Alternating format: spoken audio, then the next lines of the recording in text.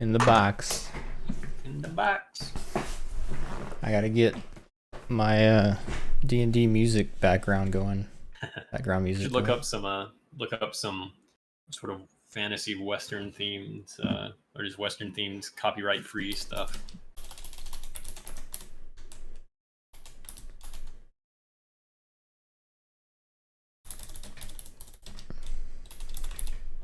Royalty free, rather.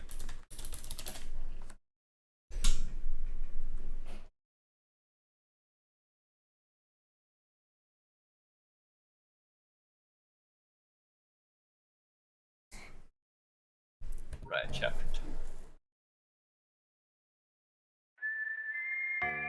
2. Okay, I found some pretty good ones. Nice. Western background music for videos, Wild West instrumental, no copyright. Nice. Does it have something you have to like put on your stream? Say, just put it in your text on your stream. Nah. Cool. Should be fine.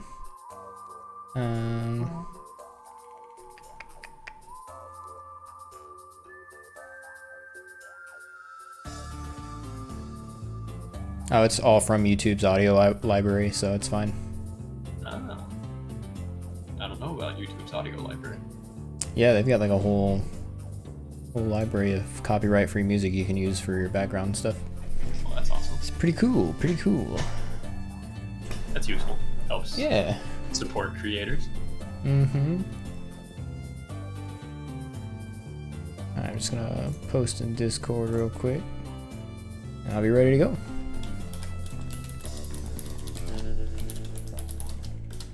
Hello, potato. What up, potato?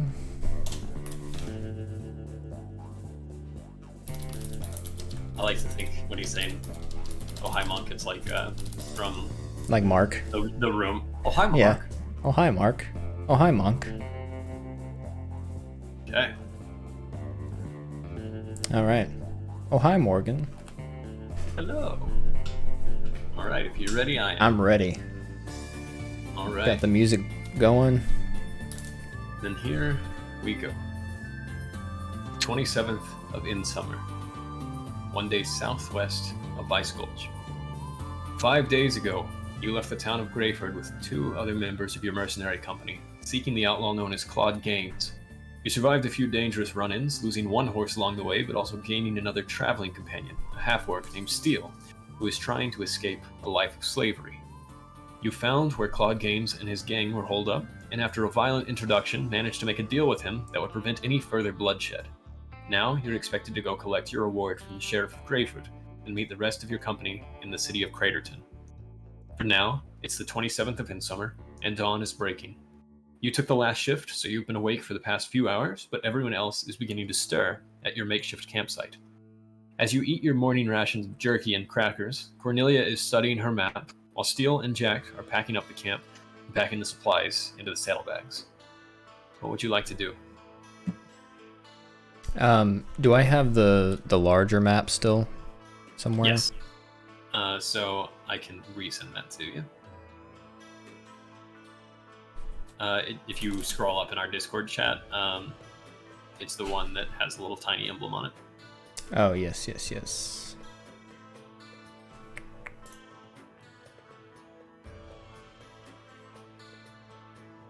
There we go. So you're 1 day southwest. You're sort of in that mountainous region. You're not in the mountains, but it's sort of an area next to it. 1 day southwest of Vice Gulch. Okay.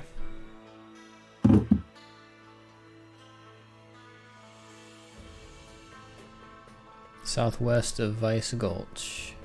Gulches. Yes. Okay. Yeah. We're headed back to Greyford to claim our bounty, correct? Yep. But if there's anything you'd like to do amid your camp or interact with anybody, this is an opportunity to do so. How did everyone sleep?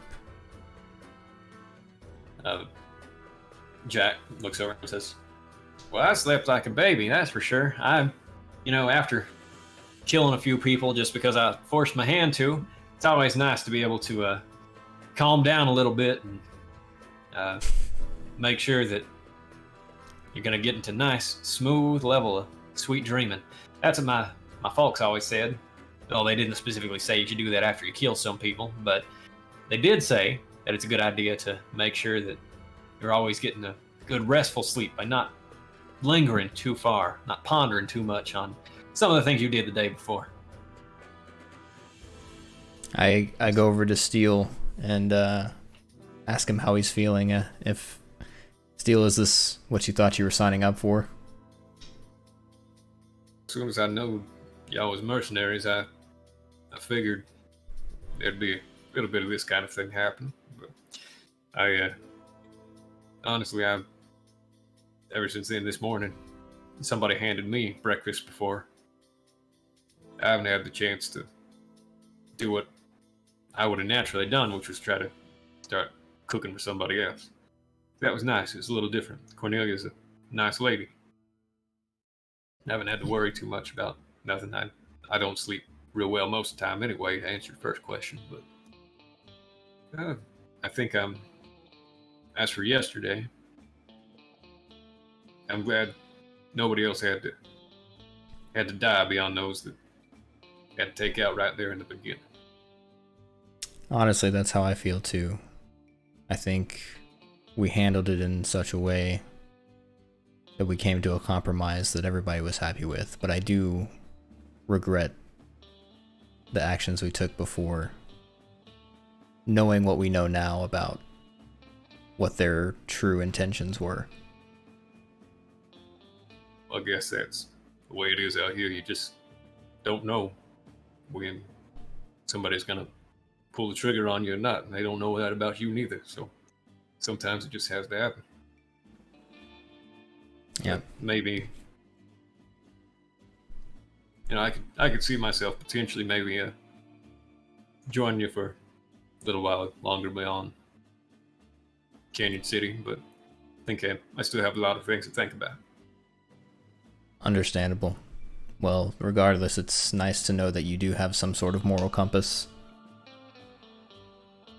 Yeah, I was going to say the same about you. Alright. I say we need to go ahead and pack up and get back to Greyford as fast as possible. We can claim this bounty and hopefully meet back up with the others soon. I don't know how Offgrim and Karam are actually doing, but I assume we haven't heard from them. Has anyone gotten a raven? So there's no real way for you guys to, there's no advanced kind of bird communication or anything. Mostly the way that honing pigeons and messaging pigeons work is they know where their home is, and after they're taken somewhere, they know to hone back to it. So can't really send the bird to one specific place and instruct it in that way. So you really have to rely on the postal service for that kind of communication. But you know that you finish the job pretty quickly, all things considered. And as you go back, there's a potential for them to return to Greyford as well at this point, or they might have to just have this be a situation in which they eventually get back that direction. Sometimes it takes a long time for a bounty to be completed, technically, just by the amount of travel that has to happen between one place to another. Yeah. Well, for right now, I say we stick with the plan that we set out at the beginning so that nobody gets too confused or lost. We go to Greyford and head towards Canyon City. Hopefully they have successfully completed their mission and we can meet up as we said. So I go ahead and pack up my stuff and help pack up camp and start heading out. Hey, Britt. All right. So you guys get all packed up, and it doesn't take very long. You have a very makeshift, just small camp that you needed for the night. And as you continue on, I get to roll now to see if out of my random table, anything in particular of interest happens to you. Actually, what I would like you to do is roll 1d10. D10? Yep.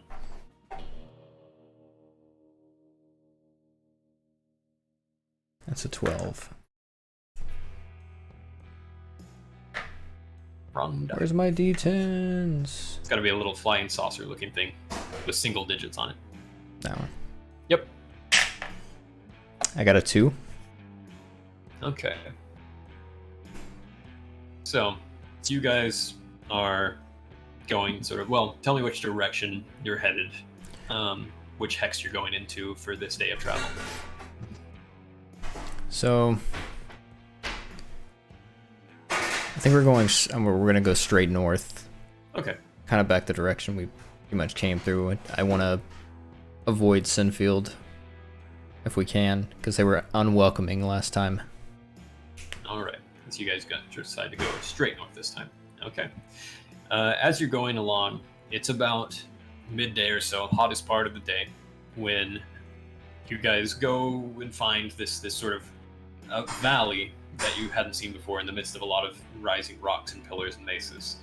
And as you're going along, you see that this valley is well shaded, and not only that, but it's actually pretty good grazing land, which means that today you don't actually have to worry about your horses feeding when we look at the amount that you're losing in supplies today. And in fact, to go ahead and take care of that, on your current party thing, I have a new section under your food and water thing that shows that based on your current skills right now, you're gaining 4 pounds of food a day, you're losing 2 gallons of water a day, and losing 2 bags of feed a day. Today, you're not losing any bags of feed, you're just losing 2 gallons of water. So we're going to go ahead and take that down to 25. And right now, your food is really well stocked. As you're sort of hunting and gathering and foraging as you're going, as you're traveling. But this ground is it's not green grass or anything like that. It's a lot of sort of hay and shrubbery and things, but it's the kind of thing that horses can eat. And this is a good area to sort of rest and let them do their thing. The other thing of interest in this little valley area is it's not particularly large, but there is a little area of dead water that animals specifically can kind of drink from. They've developed in a certain way, they've adapted in a certain way where animals can handle drinking dead water for the most part, if it's not too acidic. Do you mean like stagnant water? Or So dead water in this case, in the Barrens, means basically any body of water that you come across is not potable, it's not good for drinking, because there's a lot of acidity to it, just based on the way that the landscape has developed after the Great Calamity. That's why you have to treat pretty much all of it. This one is, you can tell, it's such a sort of low acidity level. After just taking a look at the region and whatnot, you have ways to determine, this is okay for my animals to drink, but it's not something that I can drink. Unless you're Karam, who is able to absorb and purify any water in his own body. But you see that this area is something that your horses can also be taken care of for now. And there's 3 other animals here. There are these sort of large, lumbering, ox-like creatures that are sort of shaggy, but they're called oryx. Each one of these, they've got these large curling horns, and they are a little bit bigger than oxen as well. But they are a sort of flat-faced, and the one thing you picturing really know about them, banthas from Star Wars. Actually, let me send you a picture for reference. I forgot I can do that.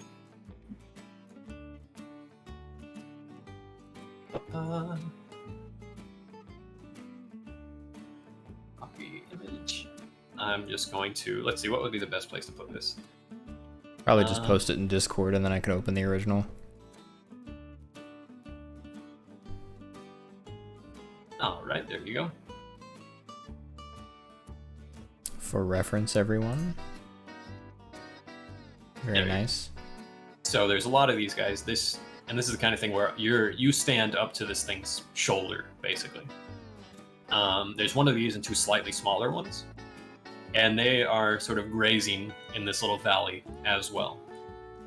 Cornelia sort of takes her hat off and wipes her brow and says, "Well, there are people that go out looking for these things because you could sell these for about 30 gold a head if you wrangled them.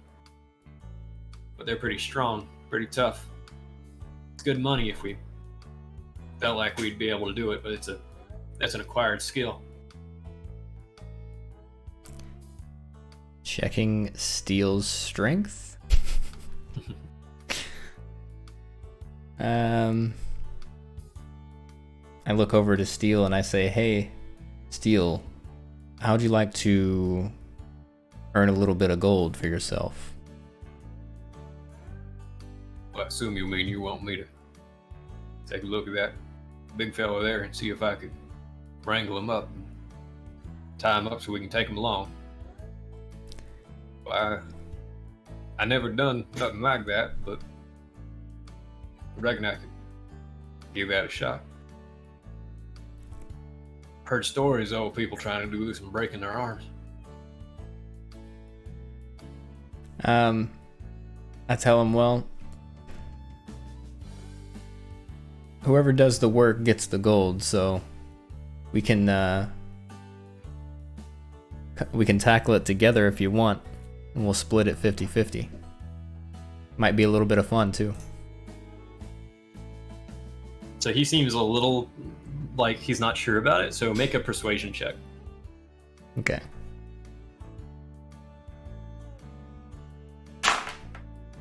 Uh, 15 plus 3? 18?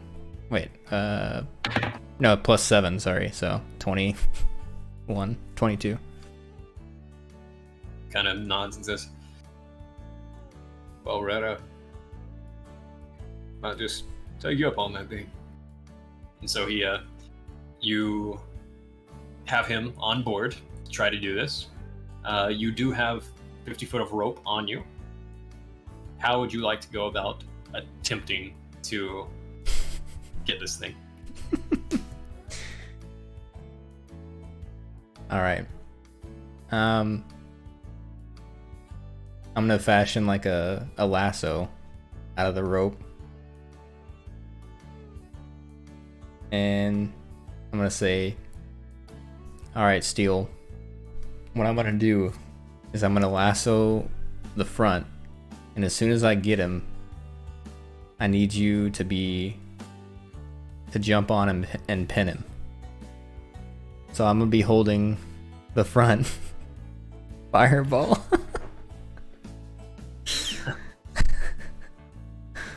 I'm gonna hold on to the rope, to the lasso, and Cornelia and Jack will be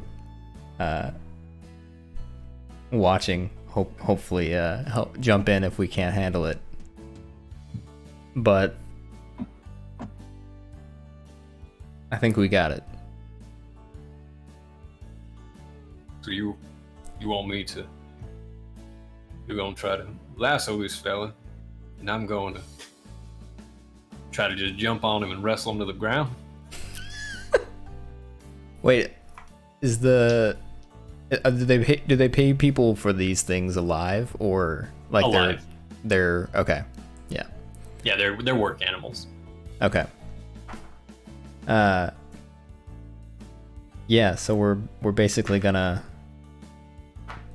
I don't know if tame it is the right word, because I don't know how aggressive they are, not knowing much about them, but I'm assuming by the look on your face they're pretty aggressive.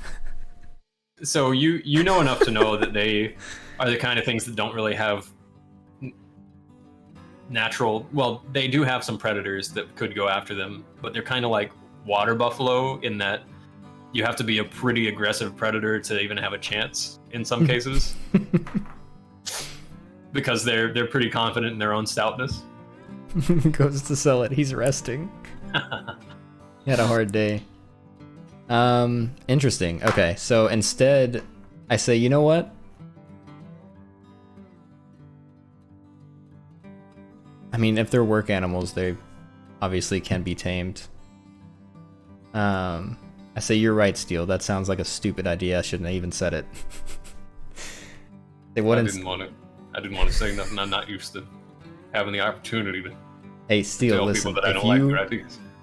If you think that something is a bad idea, I want you to feel free to let me know at any time. Well, that's going to be a lot different than anything I'm used to, but I could do that. You're a free orc. You are your own person. Yeah. All right. Well, then, if I may, I about thought you was just trying to get me killed just now. No, Steel. That was just my own ignorance. Once I sat and thought about it for a second, I have a better plan. We're still gonna use the lasso. These things are work animals. Obviously this one's not tamed, but they can be. We're just gonna try to lasso it in a way that we can get control of it, and then obviously be ready if something does go down to take it down. But at this time, I think we should just try to bring it into town so that we can maybe make a little bit of extra cash on the side. All right. So we both lassoing it, or just one of us? Yeah, I hand him what we have, 50 feet of rope. Yeah, you actually have somebody else in your party that has another 50 feet if you want to use that as well. Yeah. I take both 50-foot pieces of rope and I just kind of I get the lasso on the other one and I say, all right,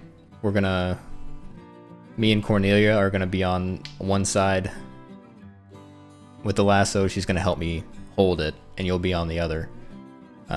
You look pretty strong. Jack will step in if he needs to, but I believe in you. All right. And so I kind of position myself on one side, like opposite, with Cornelia, as this thing is, I'm assuming, like drinking from the water. And I signal. I just do like a 3, 2, 1 signal for the lasso, and then we both like lasso this thing. So what I'll have you do, I'll work for everybody else here, but you, I'll just have you make what is essentially an attack roll with the lasso, and I'll say this is a dexterity thing. So you're gonna add, you'll add 5 to your d20 roll. Okay. Ooh, 19. So, that's 24. Nice. See, I had up 12 for him, and okay, yeah. So yours goes on just right over the horns and neck of this thing, gets it in a really good position, and Steel's kind of looks like it's faltering a bit at first, but it manages to go over one of his horns and gets onto one of this thing's horns, which are really thick things. And so you guys both grab this, and immediately it sort of determines that something has changed in what's happening to it, this Oryx, and it sort of like flings its head a little bit, and I need you to make a strength saving throw as it begins to sort of buck a little.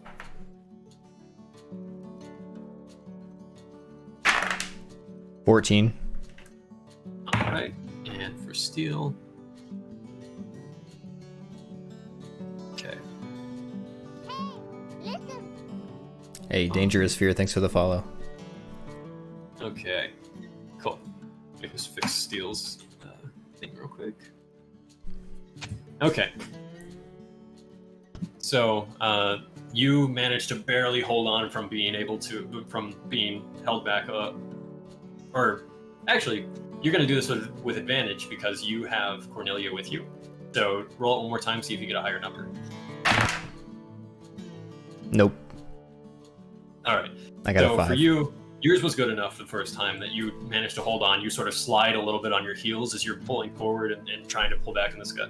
Mm-hmm. And Still, on the other hand, he looks like he's got a really good grip, but he immediately sort of flings forward and hits the ground as being dragged a little as he is sort of rolled across the ground. But he grabs himself and he tries to put his boots on a rock, and he holds himself and he's got it tied around his wrists as he's trying to hold this guy still. So now I need you to do it again as this thing is continuing to buck. Another strength saving throw. You have advantage because you have help, and Jack runs over and he's going to give advantage by giving help to Steel in this case. Okay, so I'm doing another strength saving roll? Yep. 11. Okay. So in a turn of events, the immediate opposite thing happens where Steel has a natural 20 on this, so he grabs his he sort of has his feet on two rocks that are next to each other, has this wrapped around his arm, and he is just, his muscles bulge so much that you can like see even from where you are that he's got these veins just like popping out in them. Mhm. And on the other hand, you see that and you're so impressed for just a moment, and then all of a sudden you go flying and you roll across the ground. You still are holding on to this thing, but you see that you're about to be dragged into the dead water as you're going this way. So how do you want to handle this situation in this moment? You have to react. Okay, so what I'm going to do is I'm going to let go of the rope. Okay. I'm assuming it's flinging me like toward it and the water. Yeah. Can I kind of do like a dex to roll out of this, and not obviously like go into the water, but like kind of spring up? Yeah, I'll let you actually do this instead of as an acrobatics check if you want to do that. Okay. So for you, this would just be a +3. Yeah, so it's a 14 total. Okay, yeah. So you managed to evade the water by sort of. It's not a very large area of water. It's sort of got a little lip at the end, and you, as you roll there, you sort of spring over it to the other side without landing in it, without taking any acid damage or anything from being in it. And you land there, and Cornelia goes and grabs this other rope that you left behind and tries to pull on it. She has a pretty good grip. You guys have it pretty settled in at the moment, and Okay. It's kind of calming down a little bit. What would you like to do? So now I'm gonna go up to it. I'm not gonna sneak up on it. I'm just gonna go straight forward, like toward it, towards its face, facing it. And what would be like a so I have +2 to animal handling. Could I do some kind of roll to calm it down? Yeah, you can try to just in general do what you would know to do without knowing it as a player to try to calm this thing down and make the roll. And Okay. and I'll apply it. Okay. So I'm gonna. Do I roll first or say what I'm gonna do first? You can, if you want to specify what you want to do. Actually, That's no. I'm fine. gonna roll first and see what happens, and then I'll decide what I do. Okay. 8 plus 2, so that's a 10. Okay, so I'm gonna attempt to go up and kind of slowly, and cautiously, but decisively, not like showing any weakness, like go up to it and just like touch it on the head and like look into its eyes and like try to calm it down and kind of pet it on the side. Okay. So as it's sort of held there and it's sort of held in one position where it knows it's kind of trapped in this way and it can't do much at the moment, you go up, you just sort of very gently stroke its head, make eye contact, very boldly, go right in front of it. It kind of tenses a little bit, and you see that it's lowering its head at first, like it's going to try to buck you, or rather butt you with its head. And you sort of do this, and you think, okay, this is working, this is fine. And you sort of stroke its head there for a moment, and then it And headbutts goes me. straight in and tries to headbutt you. So let me make it do its attack roll. Calm it down with fireball. I'm about to. I might have to. So the good news for you is that it had a really low roll. Okay. In fact, it rolled a 1. So it does this. It tries to headbutt you, and you just And I instinctively. catch one of its horns. Yes, you grab both of its horns and sort of just instinctively hold it down there, put its head down to where it can only see the ground, and you're just holding it down with this sudden strength from out of nowhere. And again, you just wait a little bit until it realizes that it has nothing it can do, as if a predator has put it in this position and is, it's at your mercy now. And you just sort of quietly bring its head back up, sort of stroke it right around the eyes again, and back up. You give it a little time to sort of calm down. And as you motion for your companions to sort of walk forward, they do, and it resists a little bit, but then it gets used to it, and you now have this thing tied by the horn, so it seems like you're going to be able to guide this thing. And it's calmed down a little bit now. Awesome. I'm gonna give it like a little bit of the horse feed. Okay, yeah. So as you sort of try to acclimate it to you being okay, this takes a little bit of time. It's like a 10+ minute period where it's sort of resistant to eating the horse feed. It doesn't trust you guys, but over a period of time, it goes over and it smells it, and it eats some of these like oats and things. And the other two, actually, that are with it, that are smaller, sort of left this area a little bit. They were sort of watching from a distance. It seems like it might be, one might be its mate, or two of them might be its children. It's hard to tell. They're about the same size. Mm-hmm. But you get the impression that these things are actually going to follow along with this one because they seem to be a herd. Interesting. Okay. I don't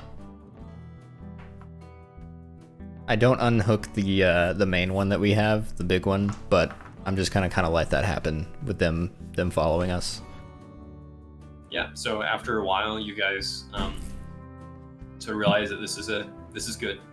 Pretty sure we have it under control, and as you test whether you can move a little bit, you do learn that this thing is willing to be dragged a little bit. It might take a little longer because it's a little bit more ornery than your horses that you can take anywhere. But it does go along, and the other two are following along with it. Awesome. Okay, so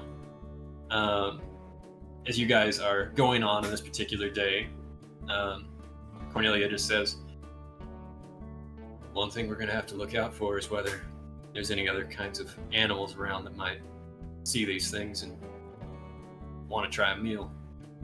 Other than that, I think we should be all right. It's not that many days to get there. A few more. And so, Jack... Oh, go ahead. Oh, I was just going to say, yeah, I tell Cornelia I think it's probably worth the risk if we can make a little extra money. And Jack says, well, now the real question is, what are we going to name these fellas? I don't name my horses. Jack, we can't name them. Well, we're not going to be around. I mean, I could name this one Jerky. That's probably what it's going to turn into, but... No, we're going to make sure that they get good homes. I say not knowing for sure. Well, I'm going to name this one Doofus, because look at how its eyes are crossed. I say, oh, it's kind of cute. And you look over, and the slightly smaller one from the smaller two does have these eyes that are just sort of like, they can't focus, and they're sort of like bobbing around here. That's funny. Like little googly eyes. Hey, have a good day, Britt. Thanks for stopping in. All right, so you guys managed to travel this particular day, and nothing else of interest really happens. So, okay, you guys go to sleep. The next day, as you wake up, it's sort of the same sort of thing. It's very repetitive, your life, in a lot of ways, but I'll go ahead and take care of your food and water thing, and you're all set there. So now I want you to roll another d10. The difference in what I'm doing today is I have a bunch of random things that I rolled ahead of time, and now you're randomly determining which one of these is possible out of a big group of them. Okay. I got a 4. Okay. All right. Something real quick. What in particular are you doing as you're traveling today? So I'm gonna be riding the horse, but I'm also gonna be leading the main oryx. That's what you call him, right? Oryx, yeah. Oryx. Kind of leading him behind me, with the other two kind of just following. I don't know how far they are, but I'm assuming like a few feet back and stuff like that.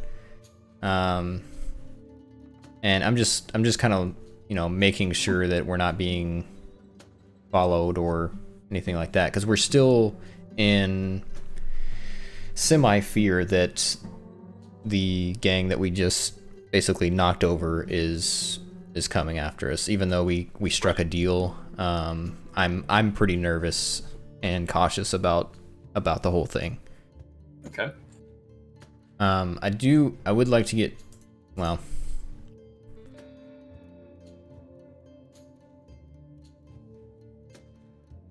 actually I'm not. Never mind. Go ahead. Okay. So you are spending a lot of time just looking behind you, making sure that nobody's approaching you, taking a good look around your surroundings as you're going. You have this relatively large group, so you know that in most cases, that's going to keep a lot of larger, more opportunistic animals that might attack you away because you've got quite a bit here traveling with you. But as you are going along at one point, I'll have you use your perception check since you're trying to do this anyway and see what you are perceiving at the moment.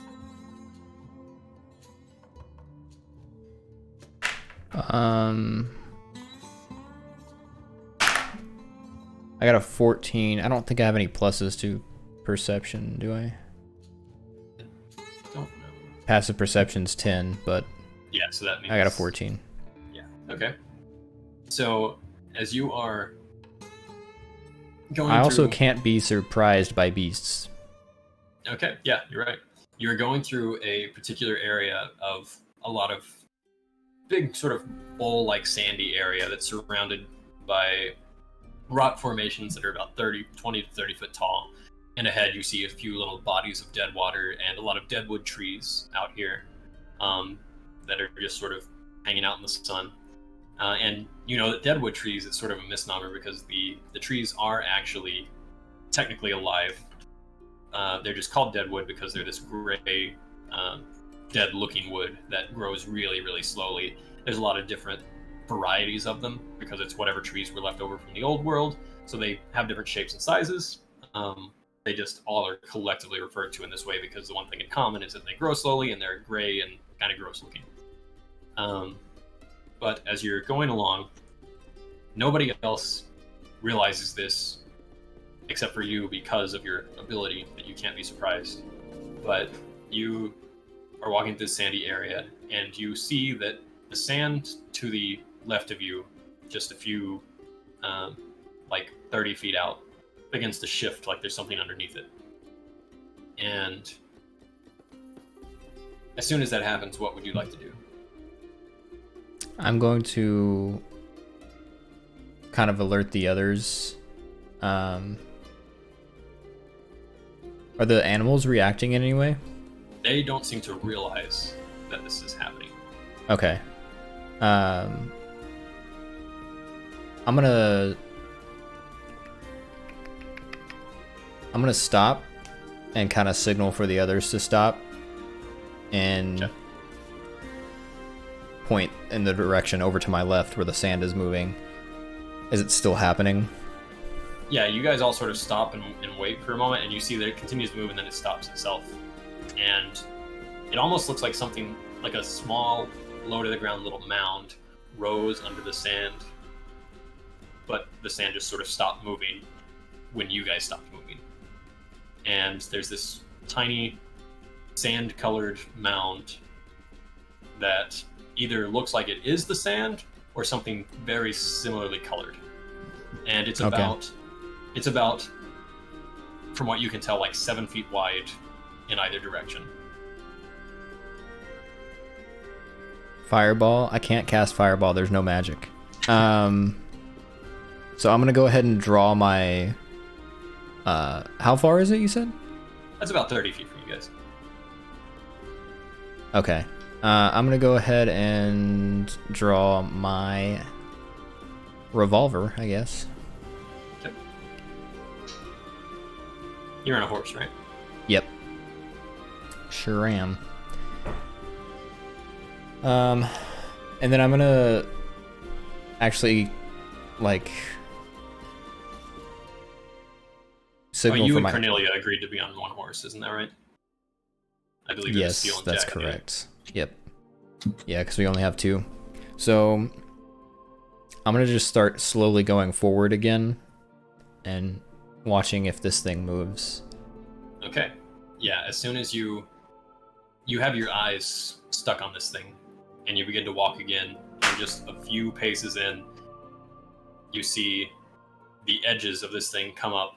1, 2, 3, 4 insectoid legs come up at the edge of this, and then 2 claws and this scorpion tail as this giant scorpion starts skittering across the sand towards you guys, and you also hear it from the direction behind you.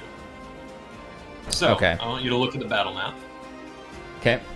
the larger map. Okay.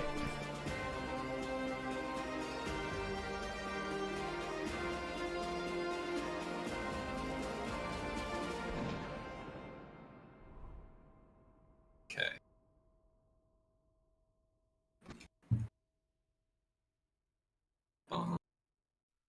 Get this guy right there. And what I want you to do is roll initiative for everybody in your group. And to do that, you always roll you just add your dexterity modifier to each one of the rolls that you have with a d20. Alright. 20 for me. And you can put that in the side in the battle map for me. Yep. Okay.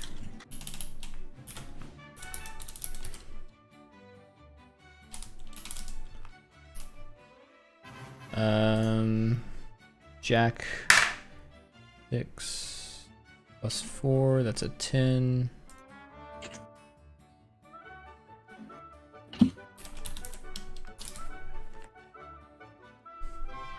Cornelia 13.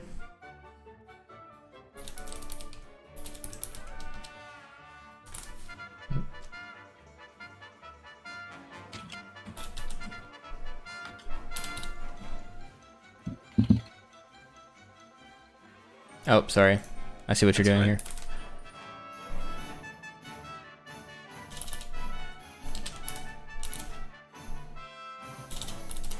Gotta stop doing caps when I already have caps lock on. And steel. Oof.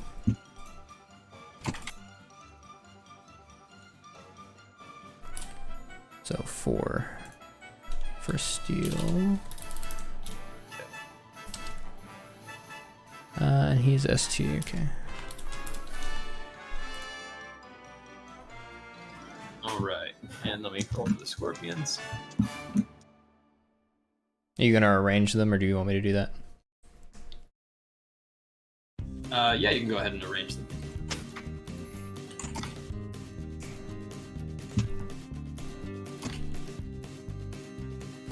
Can I just move the cells? Yeah, you can like Control X to like copy or paste or cut one from one place to another. That's one way to do it. It's generally the way I do it, but either way. Actually, I'm done with that part, so I can go ahead and put this guy here. It's here.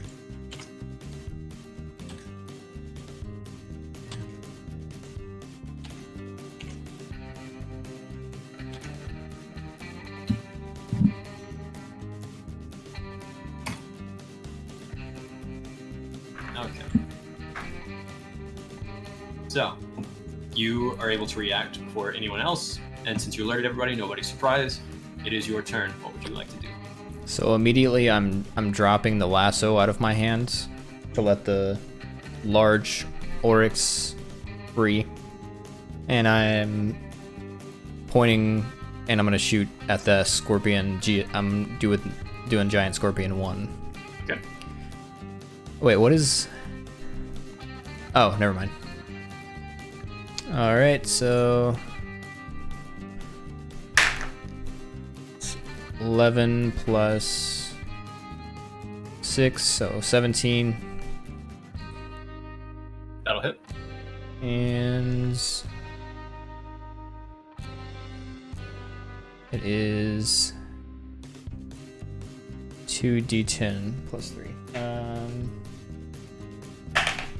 7 and 7, so 14 plus 3, I said? Yeah. Okay. So 17 damage. Nice. Excellent. All right, and do you want to move it on your turn? Cornelia will be moving with you because she's on your horse. I have a question, actually. Your horse can move 60 feet. Okay. I have a question about my revolver attack. So I'm assuming Yes. this is a 6-shooter. Yes. in the amount of time that a round of combat would take, which is about 6 seconds, how many rounds realistically could I get off? So it depends on your skills as your class. Basically, as you get in higher levels, you'll be able to like shoot twice in one turn, that kind of thing. So that's really the only difference. That's why with certain aspects of how your companions work right now, they're actually dual wielding revolvers. You chose a revolver and a hunting rifle. Yep. They're dual wielding, so they have one in each hand, basically. Your hunting rifle just does a lot more damage with one shot in those cases. And when you have like extra attack, that will be something that serves you well in that regard. Yeah, I knew the rifle would do more damage, but they were so close. Right. I didn't want to risk missing it. But yeah, for now, it really has more to do with your class and your traits, your abilities for that, your features rather. Okay. So after I shoot, I'm going to go ahead and dash this way. Okay. And turn around to get a good look at like the entire thing, so I can see this guy and I can see this guy. All right. So how far do you want to go? Because you can go 60 feet or so.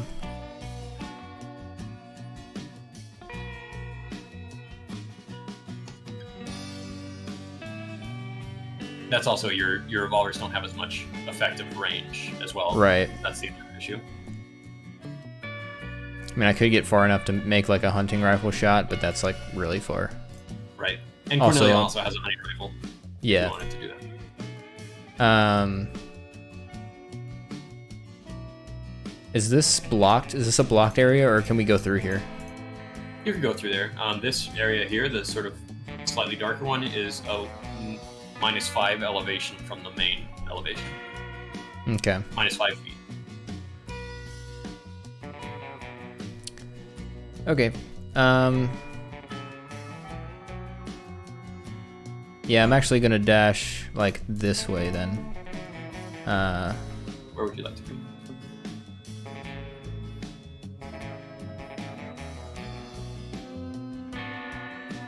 That would be 30, 35, 40, 45, 50.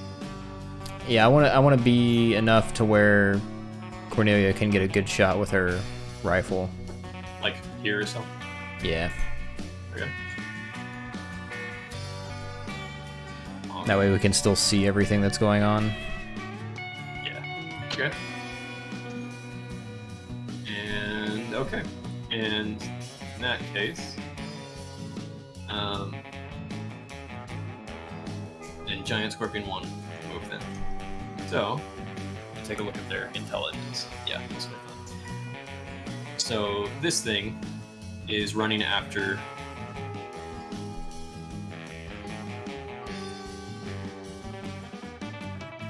it'll go right here where it can attack something immediately. And the first thing that's there is Steel, a horse, and Jack. So let me see which one of these things it goes after. Okay, Steel.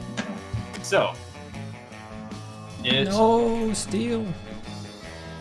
First, one of its large claws goes right for Steel. And what is Steel's armor class at the moment? It is 14, and he is he has unarmored defense. Yeah. So that just means that it's 14 with him not wearing any other armor at the moment. Okay. Yeah. Because usually it would be 10 for most people. So this thing does manage to strike at him with its claw and hit him. So Steel will immediately take 9 damage. And what's Steel's total amount of hit points? 28. All right, so out of 28. So it'll be down 19. Okay.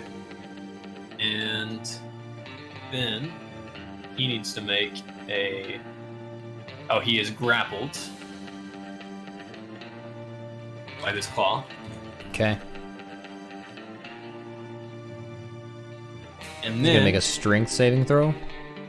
He'll have that opportunity on his turn.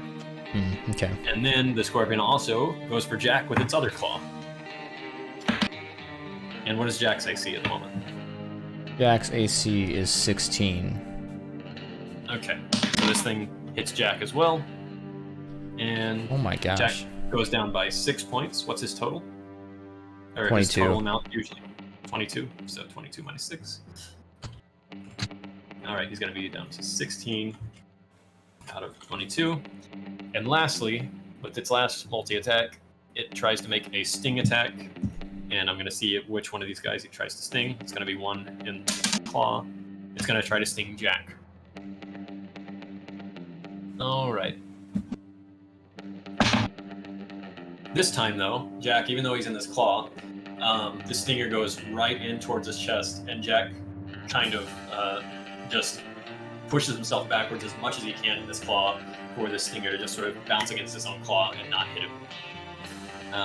So, he does not get stung.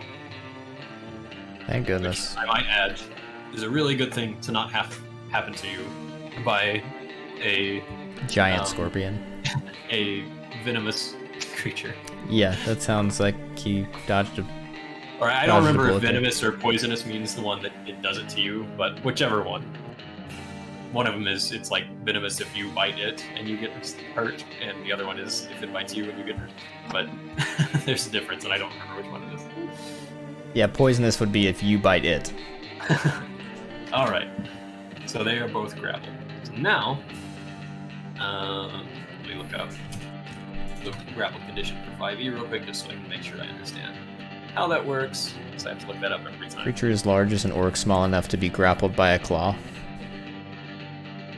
How big are these scorpions? Giant scorpions, I know, but like how? They're taking up the like a 10 by 10 area, and you guys are taking up pretty 5 big. foot squares. Yeah, these guys are quite large. And he's a half orc. Yeah, so even the orcs and half orcs in this world are the size of people, just sort of bulkier. Yeah. In general. Okay, grapple creature speed is 0, and it can't benefit from any bonus to its speed. Okay. So that's basically what's happening right now, is they cannot move. So, it is Cornelius' turn. Here's what I'm going to give you a choice. I'm going to control 2 of your companions in a moment. You get to choose which one you're going to control right now. So...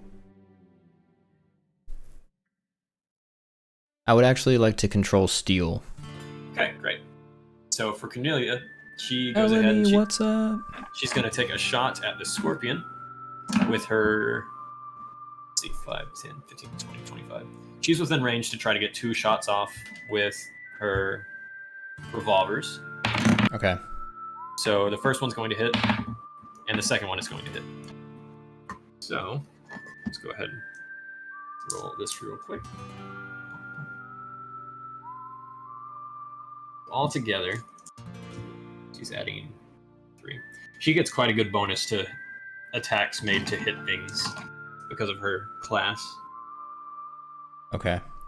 So she has like a +7 in most of these cases to do this right now. Actually, one of these is incorrect on her thing. There we go. Okay.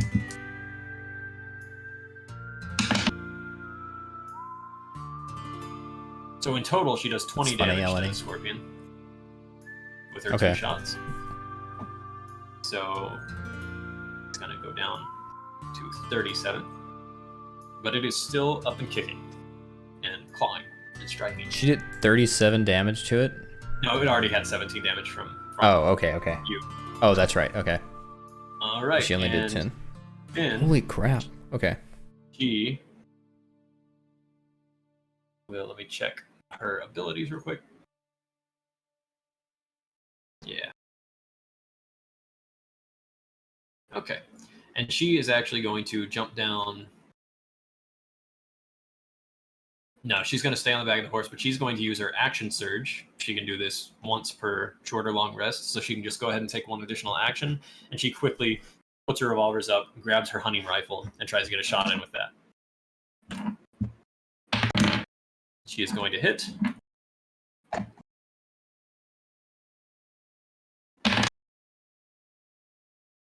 She does 12 more damage to this thing. Okay. And it's still alive. And yes. Okay, and now it is Jack's turn. So he is grappled at the moment, which means that he could try to escape it right away. But he actually, being Jack, just grabs his two revolvers and down under where he can't even really, his arms are sort of clasped to his sides, but he can still grab his revolvers and he Just goes points right in the for general direction. Yes, exactly. And so I like Jack. it's a little harder because he is technically within 5 feet of it, so he'll have disadvantage with these shots because he doesn't have these aren't considered point blank weapons. Yeah. But right. Let's see.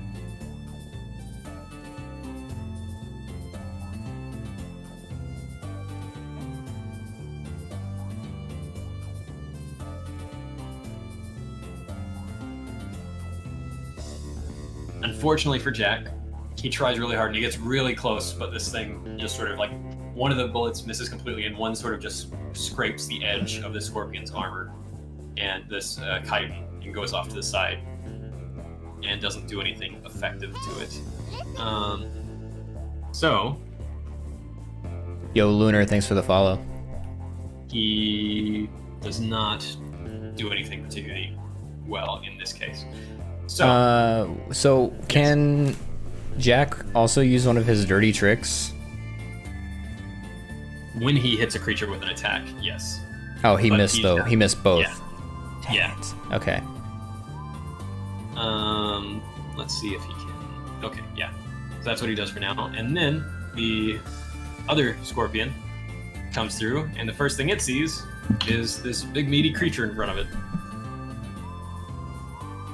So it attacks one of these Oryxes. And actually, let me see how this works. Okay, it tries to claw this thing, sort of grabs at it. It is unable to really grapple this thing, but it is trying to sort of pinch it with its claws, and it hits with both attacks, and then with its sting, it will also hit. So basically, this thing sort of grabs this Oryx by the horn on one side as it yelps out in fear, this younger one, and grabs it by one of the legs and then stings it right in the side of the neck, and this Oryx immediately goes down and is sort of tremoring from the amount of venom that was just pumped into it. And the scorpion just sort of like brings its tail back and it flies out of this thing, and it sort of begins to crawl up on top of this creature, this obviously dying Oryx. And then it's Steel's turn. Okay. So Steel, gosh, he only has his So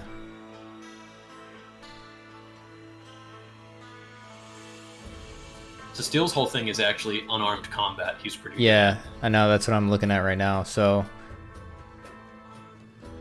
and so I would recommend his whole thing is based on raging, so he could use his bonus action to start raging, which will also give him a lot of defensive ability. yeah. So can he just go ahead and start rage now? Absolutely. So you can use a bonus action to use one of his charges of rage, and he immediately just starts. This focus comes to his face where he's at first a little bit of fear, and then as he realizes he's trapped in this situation, and in a lot of ways, Steel has been trapped his whole life. This sort of in manifestation of the same thing. His muscles swell up. He looks this thing dead in the face, and this calmness, this sort of odd, terrifying calmness comes over his features as he just like stares the scorpion right in its multiple eyes. Okay. He's going to attempt to break free by basically bringing his arms up through this claw and like pushing out on the sides. Okay. And yeah, so a strength roll. Yes, you'd make a 19 plus 4. So 1 second. Let me just make sure that. Yeah. Okay. So he gets a yes. 23. Excellent. And yeah, I'll let you consider that as part of. Usually it wouldn't work this way, but I think this makes a lot of sense for this situation. I'll let that be like one part of his multi-attack, where you could also let him do his punch as well. Well, because usually it would take your whole action to break out of something, but if you wanted him to also make an attack, he absolutely can.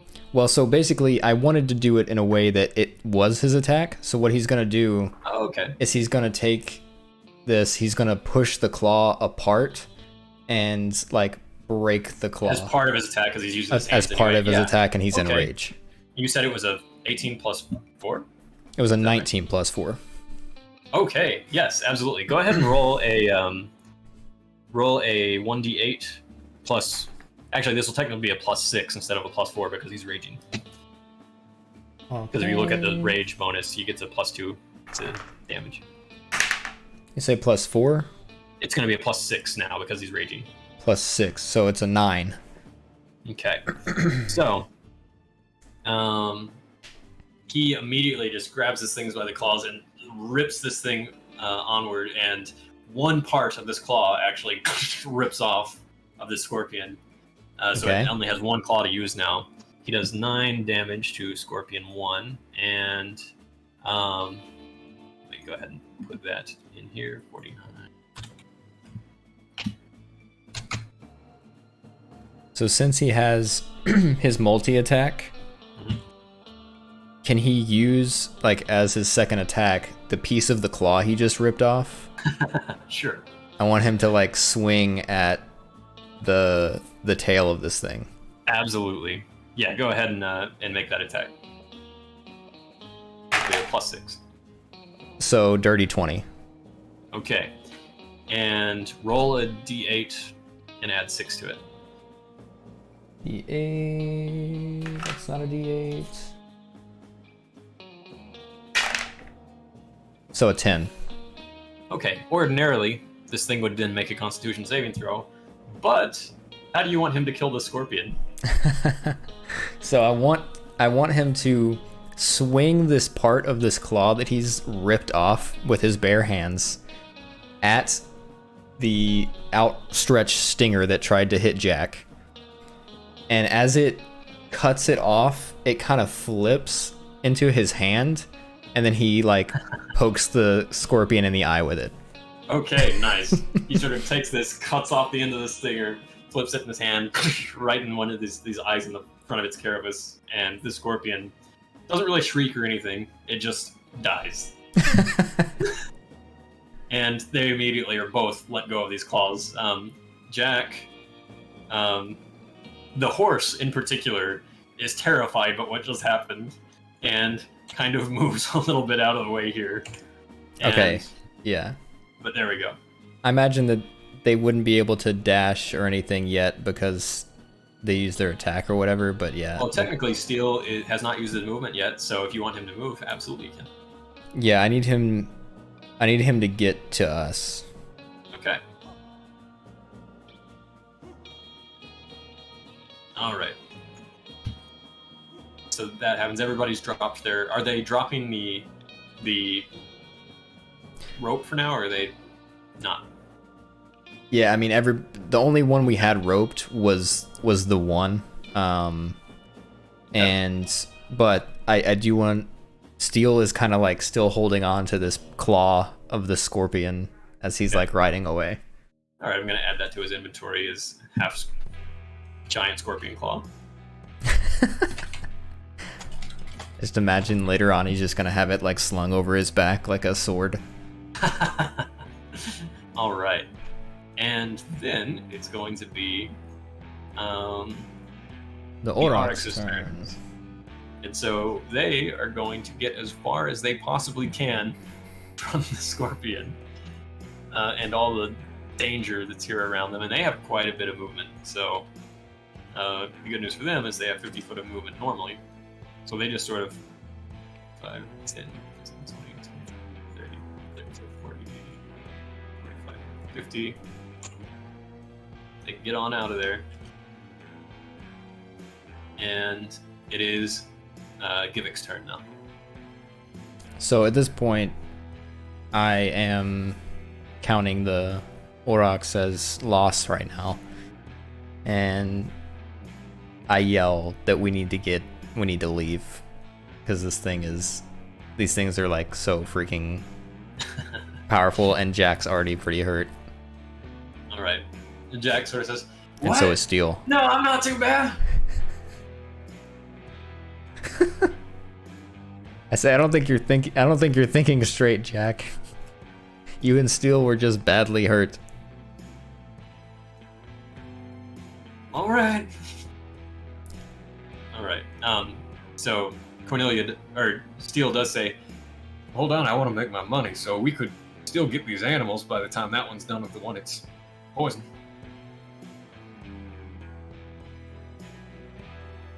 Oh yeah, is he still on? Is he like trying to eat this Aurochs, or is he distracted by this So thing that he's? as you're watching, it actually seems like it's satisfied with what it's caught right now. Okay. And it's not trying to go out and do more than it needs to do. It's gotten what it needs, and it's gotten the meat that it wants. And it's just sort of like tearing away at this thing, and it looks like it's preparing to sort of drag it back. I say to Steel, yeah, you're right. We worked hard for these, and so I steer around this area, and I get my lasso out, and I go for this first one. Okay. Considering that you've already sort of handled this situation before, and you've done this just with a little bit of time, we don't have to go through the whole thing again. You do. I just kind of loop around and loop it around its neck and like.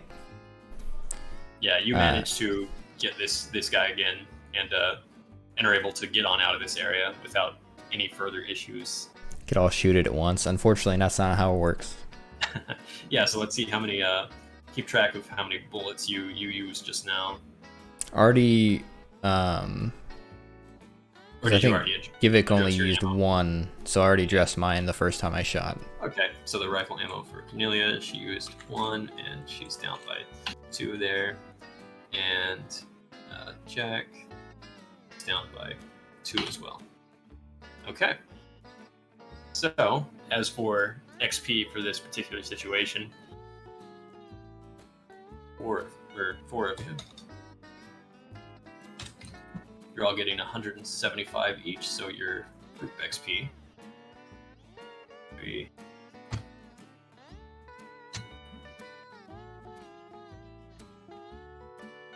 For 1. There we go. On your way to level 4 almost. Okay. Right. So, that means that you have gone 1 day north, and this is that second day. I assume another day north, so you have basically 2 more days for Great. Okay. And the first day was ours. Okay. So, let me see if anything happens on your watch night for anybody. Okay, you have another uneventful night after having a slightly eventful day there. Thank goodness. And you continue on. And are you going 1 day north, sort of in the train track area, and then to Greyford, or are you going northeast from here? Do I suspect or know that being closer to the tracks will be a little bit safer? You have some suspicion that could be the case, but of course, this whole hex represents a whole day's worth of travel. You could go through the same hex multiple times to find a lot of different kind of landscapes and a lot of different kinds of things. We're actually, I'm gonna go to the one where the railroad is, just because we haven't been to this area yet. Excellent. Eleni, that's great to hear. You go ahead and go northward. So I want you to roll a d10 one more time. D10 one more time. One more again. I got a 9. Interesting. I hate when you say that. Okay. So Jack, in the morning as you guys are traveling on, well, you look over and see Steel. He's looking at this sort of scorpion claw thing, and you notice that he's actually, like, he's got a sharp stone, and he's been trying to, like, sharpen this thing. And Jack's asking him, "What you planning to do with that? Trying to make a spear or something?" And Steel says, "Well, I don't exactly know for sure, but I was thinking maybe if I was lucky enough to use this to kill something while I could like that, then maybe it's pretty lucky for me. And maybe I can make a what are those old world things called that people always use all the time? Swords, right? Like that thing you've got at the side of your belt. And Cornelia says, yeah, that's one of the holdover weapons from the old world. There's a variety of them too. I'm surprised you hadn't run into anybody. She sort of chooses her words carefully and says that used them enough to be able to just identify them as swords. And he says, oh, I'm more familiar with whips. And well, there were some guards that one of the people that decided I was their property used. They were always using spears. Knew about those ones, but I always sort of saw swords as big knives. I've been calling them knives my whole life. And they just sort of go through and talk about this. And as you guys are just having this conversation about what's the real difference between a knife and a sword, is it just a bigger knife? I'd like to say in this conversation, there's no better way for you to have gotten your first knife than to have won it in battle. And I think you should keep calling it your knife. I reckon that'd be a good thing to call this thing. As you guys are having this conversation, you hear another voice from nearby. You guys are sort of in this area between some more rocks, and you hear this voice say, "Yo, I think that's a real nice thing to call that little thing you got there. In fact, I'd like to get a closer look at that if you don't mind." And as you look, at first what looks like a wolf walks out from behind this sort of pillar of rock, followed by another and another and another. And as they get a little bit closer out of the sand that blows out of this area, you recognize these. As soon as the sand is gone, you recognize them right away because they're closely tied to your culture, the culture of goblins. These are wargs, and they're a lot larger than wolves. They've got a face that's more animated and got a lot more expression to it. And they are large creatures as well, similar to the size of your horses, really, with broad shoulders, thin waists. I'll send you a picture to give you a better example of what they look like in this world. And you can use this as reference. Image. These do not have riders on them like this one does, but this is an example of what it looks like. Okay. There you go, guys. And the other unique thing about them, yes, is that they talk. And this one, in the front, it looks at you, and that is in D&D wargs are capable of talking. Okay. And you count that there are 10 of them in total. And this warg sort of says, "You know what? I've always liked it when somebody delivers a meal right to me. And you've got 2 juicy, delicate-looking cattle right there with you. And I think we can come to a good arrangement here. How about I don't completely savage you if you just leave me a meat? In fact, now that I think about it, there's 4 good meals right here for my hungry lads. How about you leave those horses as well?"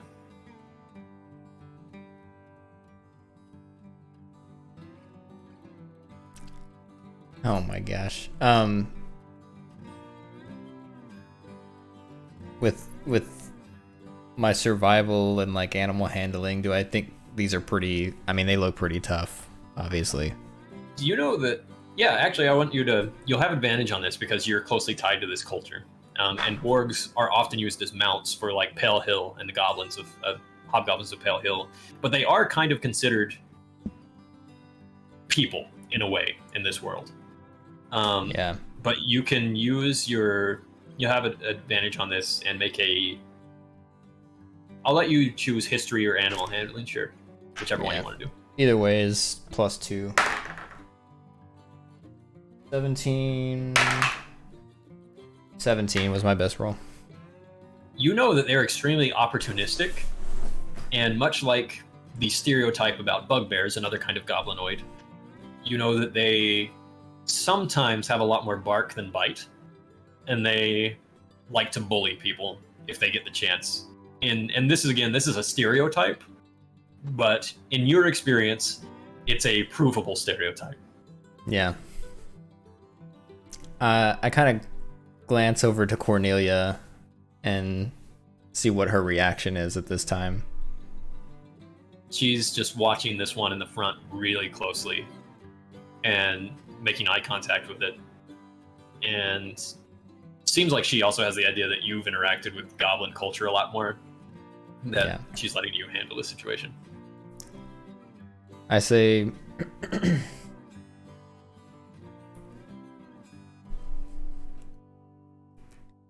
yeah, unfortunately, these are not meals. These are our bounty. And I've never seen any bounty posters with something like an oryx on it. well, regardless, they're our property, and we're going to sell them. Well, you're gonna sell them, right? All right. Well, the way I'm counting, assuming I'm counting the correct way, is there's, I don't know, at least 7 of us, and there's only a handful of you. And there's 10 of them in total. He just looks like he actually can't count. I say, how much gold do you have? My friend, we don't trade in gold here. We trade in, we're the more powerful ones, and you're at the disadvantage. So, what's it gonna be? Am I gonna have to prove my name? And one of them in the back says, yeah, is he gonna have to prove his name? I look at Steel and I say, Steel, or no, I gesture to Steel, sorry, and I say, you see this weapon he has here? Yeah, I heard you talking about it. You know what that is? Seems to be some sort of a... I don't know, I have no idea what that is. Steel here ripped that off with his bare hands from a giant scorpion. He sort of just looks at this thing and then like brandishes this claw. Make an intimidation check. For Steel or for me? Add both yours and Steel's modifier to it. Intimidation for 1 for him, and I don't think I have any pluses to intimidation. However, it is a charisma check, so so it'd be a +3 then.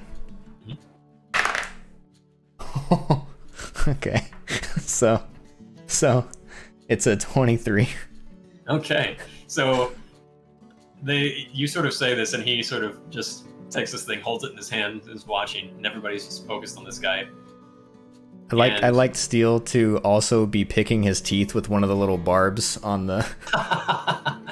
Yeah, so he gets that and just sort of picks his tusk with one, and this guy in the front, this warg in the front, kind of cocks his head a little bit, and some of the ones in the back you see sort of looking at each other, like whispering to one another. And you, in particular, know that they are speaking a language called warg, and you can't understand it. It's sort of like a series of growls at certain decibels and frequencies. So you don't understand it really, but I just recognize the language. Yeah, you definitely get the idea that they are kind of nervous in the back. Mm-hmm. And as for this guy, let me compare that to... He says, all right, well, again, we don't have to make this too complicated. I can make it easier for you, alright? How about you just leave the two fat ones in the back? Referring to the oryx. Yeah. I say, Steel, how would you like to add a new set of teeth to your trophies here? Or, you know what, maybe 7 sets of teeth. I was just thinking about getting a nice necklace somehow. I think that'd be a pretty good opportunity. And the rest of the wargs in the back kind of backing up a little bit and By the way, I'm Very not timid at drawing this my point. weapon or anything. I'm just like letting the fact that Steel has all bloodied and also has the scorpion thing that he's sharpening just do all the work. All right, so this warg sort of looks back finally and sees that he's losing his allies. Says, "All right, well, there's one thing I don't like. It's somebody is trying to pressure me into not getting what I want." And one of the guys in the back, one of the wargs in the back says, "Boss, that doesn't make any sense." And he says, "Shut up." So here's my final offer. I'm going to take the small one. Just the small one. You can part with that one. And we're going to have a nice meal. And you won't have to learn why they call me Skullgnawer. And Jack says, "They call you what?" Says, "What do they call you?" "Skullgnawer." "What?" "Like somebody that gnaws on a skull." "Oh, you mean gnawer?" "Yeah, that's what I said, Skullgnawer." That's what I said. And so it gives you an opportunity to respond to that with its final offer. I say, so instead of 7 to 1, looks to me like it's 1 to 5. Or 4. He looks back, and some of his guys have actually like gone off beyond the rocks again, and there's just like 2 of them left. And I'm counting you all 3 as 1. and he sort of, fine. Well, if I ever see you in the wild again, and you don't have your pet with you, it's not gonna go so well, is it? And he backs off, and they sort of run looking back just to make sure you're not following them, and they go off into the rocks and disperse. As he leaves, I say, "Bye, Skullbarb." Alright, cool. So they go on, and you avoid having to have a fight. So we're all still, it's like some of us are still pretty hurt, so I was like trying not to get into that situation. Yes. Alright, so we're in that almost case, there. Back to the town. technically, we should have healed you up a little bit. I just forgot to do that. But we do that right Oh, I forgot we did kind of rest. We did like a rest overnight. So, with that in mind, you are getting some XP for that, and I'm just going to actually put you straight up to what you need for level 4. Level 4. So, we'll figure this out, and because you're leveling up, we won't worry about all the extra specifics about resting this much and using hit points and everything. Okay. Everybody's going to be at their full hit points, so don't have to worry about that. And you're actually, I'm going to go ahead and adjust this. What I need you to do on your hit dice section for Givik, make sure that he has 4d8 hit dice now. And when you're done with that, let me know. 48 out of 48. Okay. And then go up to the top corner that says 3rd level and switch it to 4th level. 4th level. 4th level. 4th level motors. Level up, guys. Cue level up music. For you, you are going to get number of hit points increased. So, your class is technically a very strange variation of rogue, and 5 plus your.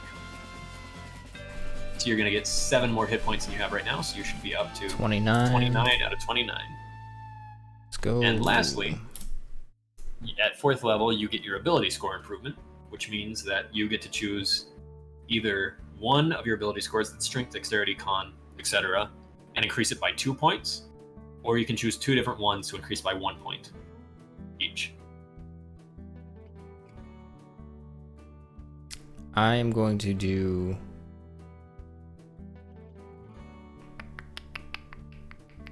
I'm going to upgrade my strength. I'm just going to do 2 to my strength. Okay, strength is something that you don't use a whole lot as a rogue. So it's not something that's going to be particularly relevant to you unless you're having like strength checks and stuff, just so you're aware. That's true.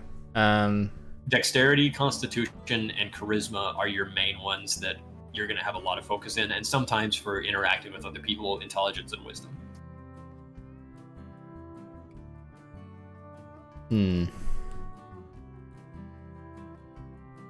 I might as well increase your dexterity. You'll be better at some damage output, things like that. Some of your skills. Constitution will give you actually more hit points. I was gonna say I might as well put it into dexterity, so it's a +5 then. Actually, so if it's going to go up to 19, it would still be a +4. If you put it up to 18, it would still be a +4 until you get it to 20. Okay. So you could put 1 point here and then 1 point into something else if you'd like. Yeah, let's do Charisma and Dex. All right, so that will go up to So your Charisma functionally stays the same. It's still a +3, but your Dex saving throw will be a +6 now, and your perception stays the same. But down here, your hunting rifle and everything, you're gonna be a +6 to hit and a +4. There we go. This will be for your special revolver. It's gonna increase a little bit as well, so it's easier to hit now. My XP surges through my weapons. There we go. This one will not change there, but it will change the attack. Okay.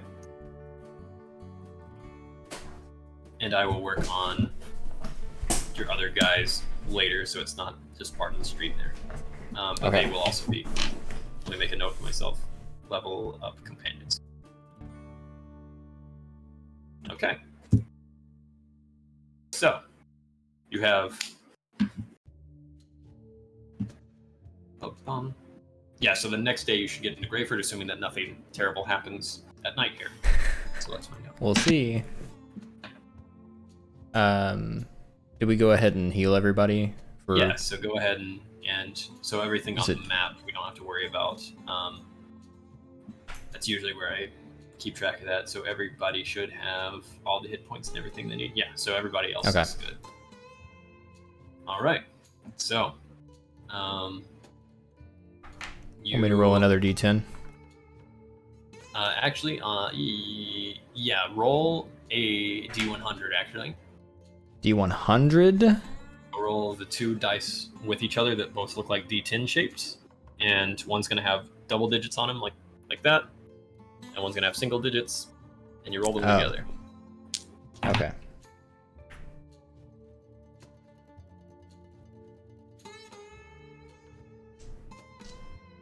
Wait. Oh, here it is. So the D10 and the D100 thing? Yeah, so it's together. They're called percentile die because they simulate 1 through 100. And if one has a 0 on it, let me know because that's a particular thing. I got a 7. Well, it does have a 0 on it. Okay, so that actually just means, is it the double 0 or is it the 0 on your other die? No. So I rolled a 7 on the one, and then a 90. A 90 on it. I see what you're saying. So a 90 and a 7? Yes. Okay, that represents 97%, basically. I see.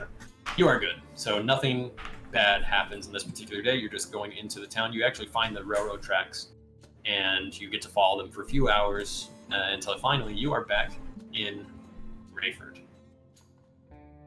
So you can look at the Greyford map. I breathe a sigh of relief. Okay. So, now that you're in Greyford, Cornelia says, well, here's how we're going to do this thing. You two handled the RX situation, so you go sell them. You can go to, you can choose whether you're going to go try to sell them at some of the work stables out here. There's probably plenty around. Or the butcher, but I think most people are going to have more use for them. out of the stables. You might get more money at the butcher, but one's more useful in the long term longevity of what these animals could be used for. So you and Steele, you Gibbick and Steele, you do that. Jack, I want you to go buy the train tickets, and I'm gonna go handle a business with the sheriff, turn it in the. I need your evidence, by the way, Jack. And he says, "Oh yeah, sure." And he hands her a bag of hands. And the bag of hands. And he also hands her out you give her the detailed documents about what they were doing that you picked up as well. And she says, "I'll go handle this, and then I'll come back with everybody's share." Sounds good. Where do we want to meet up? Where do you think? At the train station? Since Jack is going to buy the tickets. And Jack says, "Yeah, we could do that, but it's going to be the train's probably not going to leave till the morning. Not going to be here till then. Well, they got 3 trains running, but usually they're going to leave in the morning." Carl, that kills people. My tummy had the rumblies that only human hands could satisfy. Okay, so I say... Is there a particular place you want to meet? I mean, this would be a good opportunity for...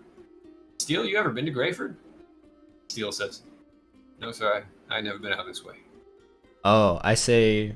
once we get done selling the cattle, the RX, we're going to go over to the general store in the Cobbler and see if Steele has any interest in anything in there.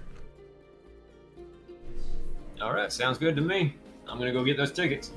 All right, and see we if I go can sweet talk some young gnome lady that has an interest in human faces. Well, that's always what I try to, at least. Don't usually find them. And Jack, I knew you had a bag of hands. I didn't know you had a bag of faces. that was a good one. And I walk away towards the stables. All right, so you guys go out and you go with Steele to try to figure out if you can find a good place to sell this. So what I want you to do to sort of represent your collective search for where's the best place to sell these things is you're good at charisma. So I want you to sort of just use a generic charisma roll your charisma, and it will represent your talking to people and getting the best deal you can. Okay. And in fact, you can make this as a persuasion check. So it'll give you a little bit of a bonus. Oh, yeah. So that's a 15. Okay. And roll it 2 more times. Ooh. That is a 25. Okay. And a 23. Okay. So you managed to find one of the areas out in the edge of town. There's a little farm that you go to a few farms, but you find one in particular where somebody actually approaches you and says, "Hey, you trying to sell those cows?" So yes, sir. These are RX. They're good for working the fields. Whatever you need them to do, they're strong. Well, I had some that were died recently from disease, so I need some replacements. So I could give you about 40 a head for them. 45 and you got a deal. All right, so make one more persuasion check.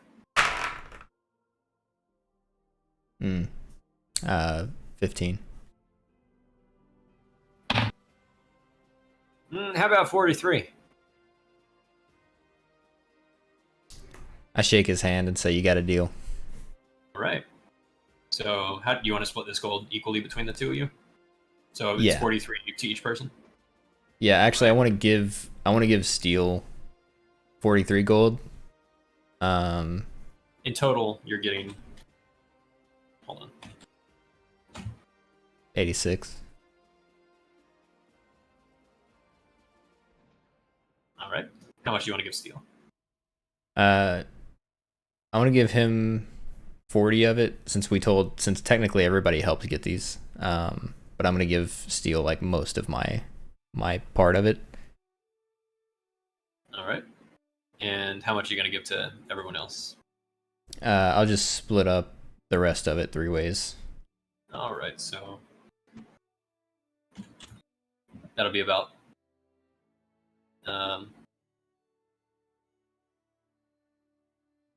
15 gold, 3 silver, 3 copper for each person. Okay. All right. I'll add mine. All right. And How many silver? 3 silver, 3 copper. I'm gonna just add it down here for later, make it easier. And 3 copper. Go. All right. And then I toss the 40 gold to Steel. I say, there you go, Steel. First weapon. Won yourself in battle, and first paycheck.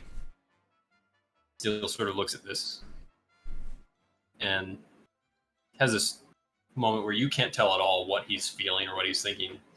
But he looks up at you as you guys have walked on, and he stops as he has this in his hand and looks at you and says, "No, I've been working with people long enough to know that there are people out here living hard lives that don't see 40 gold in a year.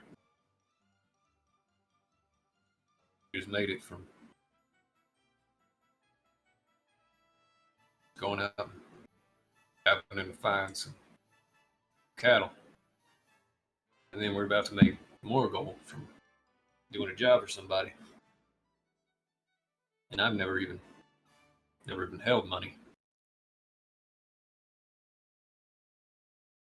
Don't forget we didn't get this gold for nothing. We worked hard for this. You worked hard for this. We found you out there. We gave you a job, and you did that job. That's why you're getting paid. Been working hard my whole life, and the first time I had anything to show for it. Thank you. I just pat him on the back, or put my hand on his shoulder. I say, that money's to do with what you want, but I say we go get you something that maybe you like over at the general store. Maybe even get you some new clothes. Yeah, there's that, but I need to ask you something. What's that? Y'all seem really eager to make me a free all. And I rather do. I appreciate that very much so. But if we were to come across another situation in which somebody was in a dire situation like I was, you'd be willing to do the same thing, even if it were a little more dangerous than the situation you found me in?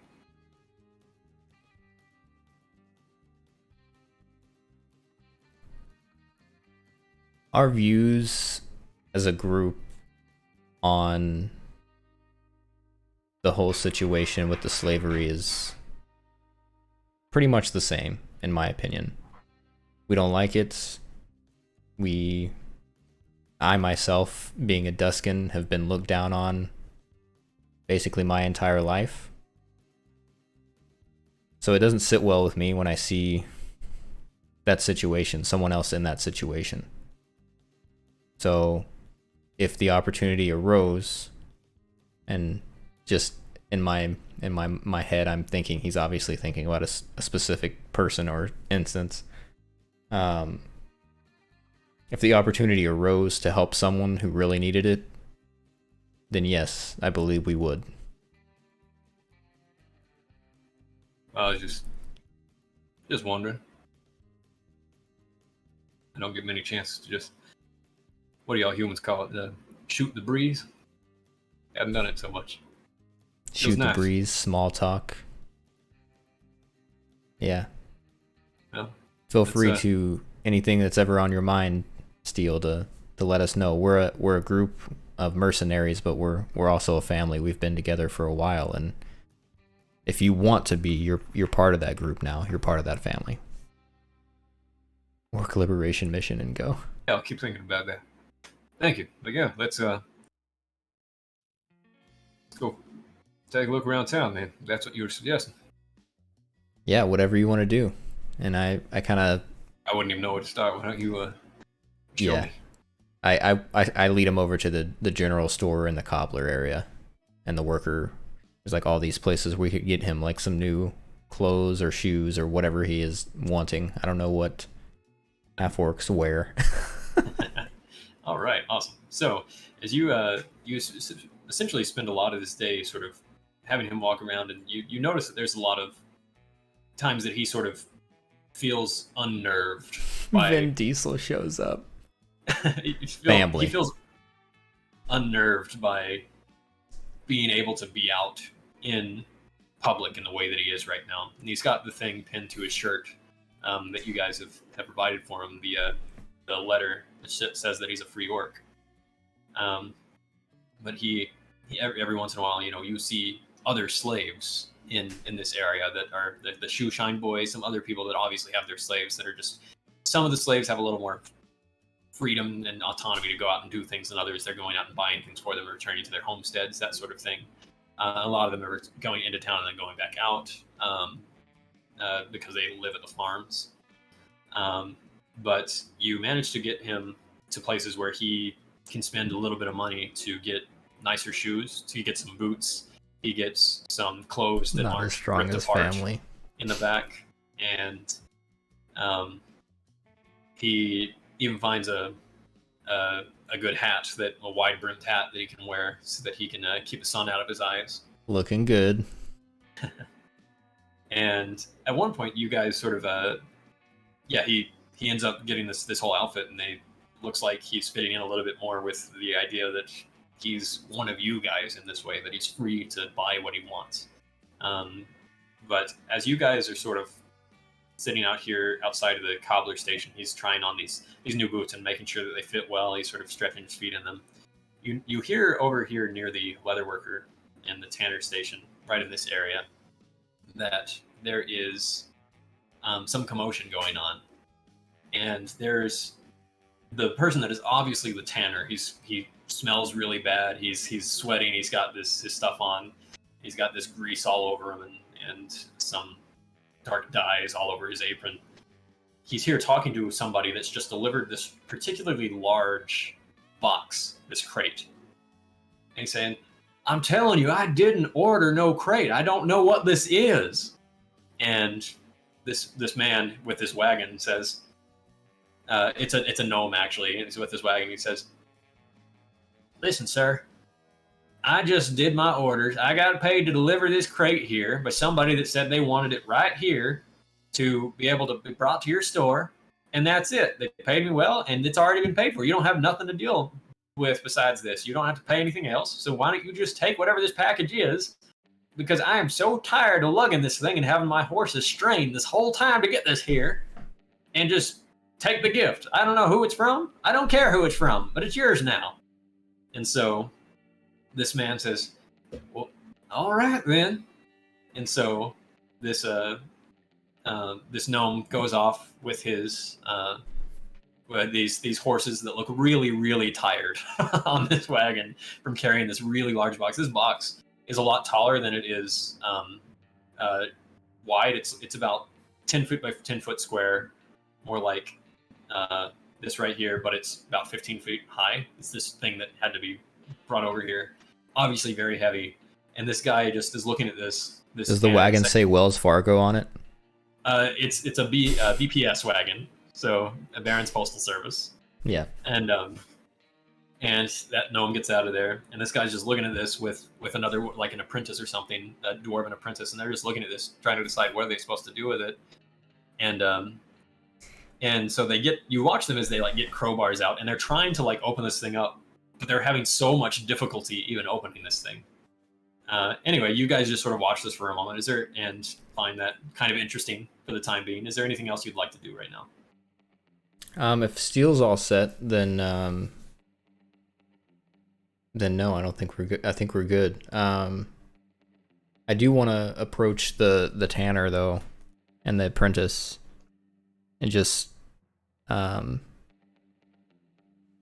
them, or just see if there's any more information about the box. I just want to go up and talk to him real quick. Okay. So you approach this guy. He just looks like he has no idea what's happening, but he's kind of frustrated by it because it's interrupting his day. Mm. And he's kind of a round in the face. He's a human. He's got slicked back, greasy black hair that's sort of balding. He's just shaking his head, looking at this thing. And his apprentice, this little dwarf kid, is trying to crowbar this thing open. He's saying, "I don't think this is going to open this way. It's like it's nailed shut from the inside." And this man just sort of a quick perception check on the huge box. Yeah, what are you trying to see if I know? I just want to see if I notice any markings or like any kind of like indication of where it came from. All right. Yeah, so go ahead and make a perception check. 12. Yeah, you take a look at this thing, and you walk around it to try to notice any markings. You walk around one side, and you see that in really terrible handwriting in paint on the outside, it says, just, take to Tanner in Grayford, and almost every word is misspelled. And it's in this black paint on the side, and it's just a very odd situation. And this Tanner looks over at you and says, "I don't have time for this kind of thing. What could this even mean?" And these people at the bank, there's some guards over at the bank that are just sort of watching this thing and laughing at this situation, and just think this is hilarious. Do you want some help? Well, yeah, I reckon I could use some help. What could even be in here? You couldn't even, if somebody's trying to send me supplies, who is it? Why'd they send it? There's no letter. But yeah, here, boy, go get that crowbar. Another one. I was about to say, he probably has quite a few tools with him. And so, as this kid is going off, he says, "Oh, yeah, I'll go get it." And he goes off to do that. And as you're watching and just talking to this guy, he introduces himself. He says, "Name's Kenneth Olson, by the way." Givik is my name, and this here is Steel. It's nice to meet you, too. Oh, yeah, you... Oh, Freer, nice to meet you. It's good to see some people with some... people with some sense around here. Nice to meet you, both of you. And he just sort of scratches his head and says, "I just can't make my heads or tails of this."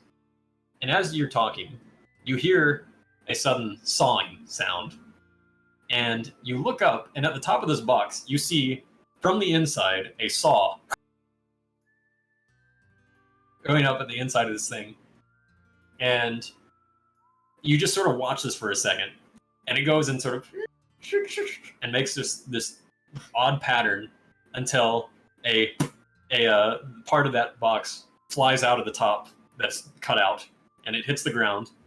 And the next thing you know, 3 little orbs fly out right toward the front of the bank. And the first thing you perceive about them, actually make a perception check just for see how quickly you perceive this. 9. You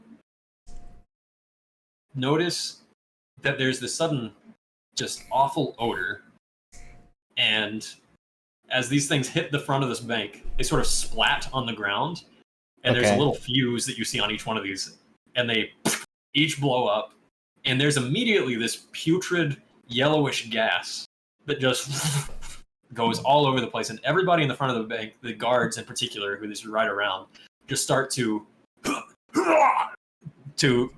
run out of the way and start vomiting. And in fact, it's close enough to you that you need to make a Constitution saving throw, both you and Steel. Okay.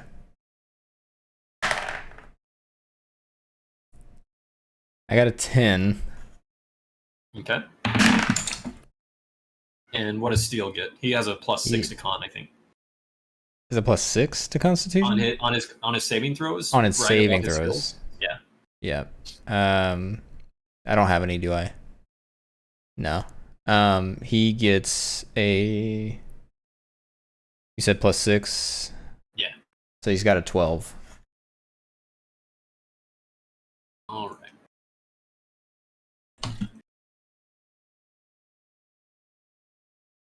Okay. So you immediately both in the same area here begin to see you begin to retch because this odor is so awful. It's worse than anything you've ever seen before or smelled. And whatever kind of stink bomb thing was just thrown out there, it is horrendous. And the next thing you know is this box splits apart and a creature that looks like, let me just do a picture.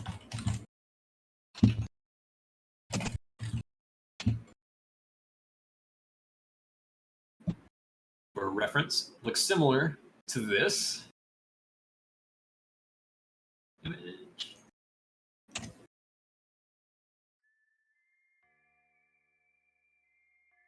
Oh my gosh.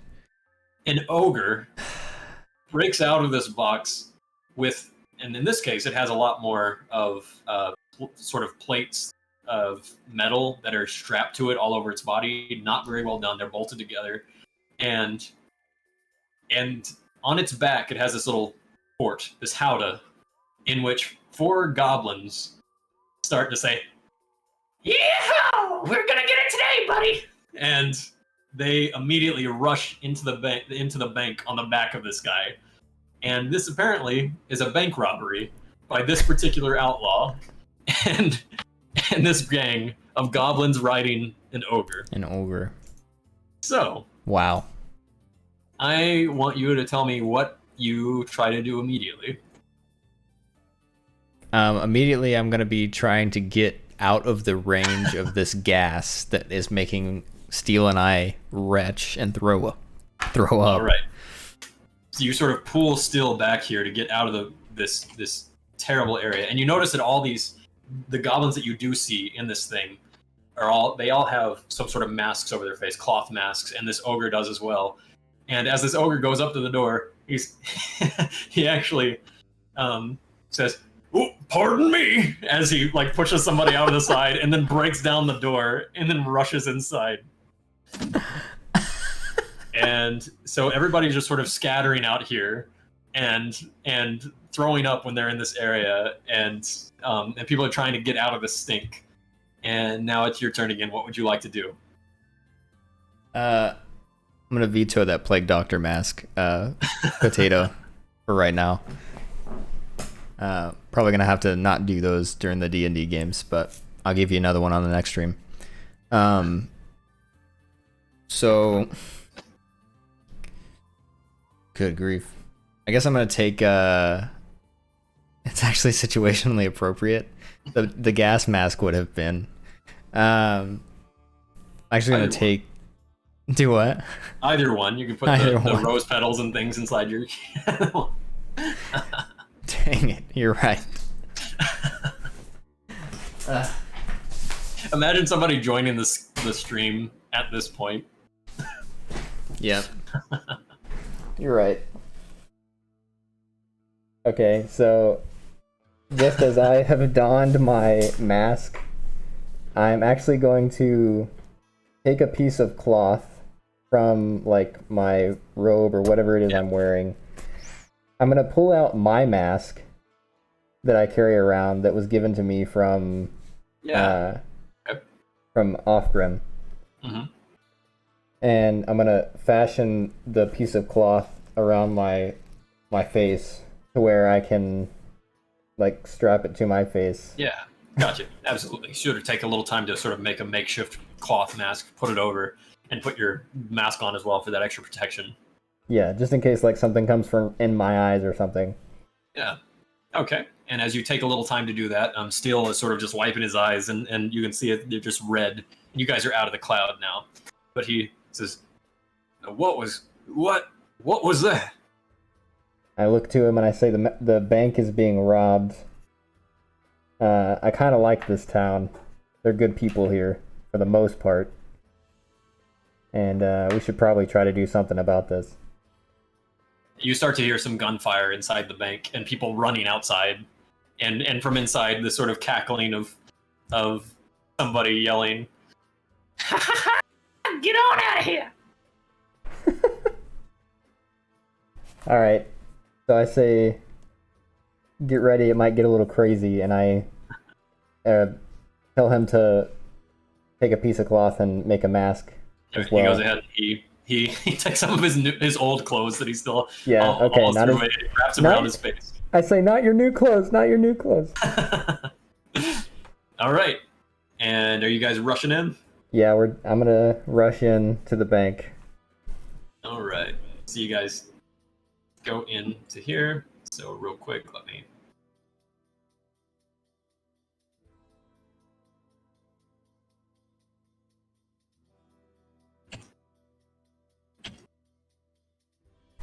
My nose itches. It smells weird. Smells much better without the mask on. Maybe I should put something in the nose. All right, so you guys get to about this point and see.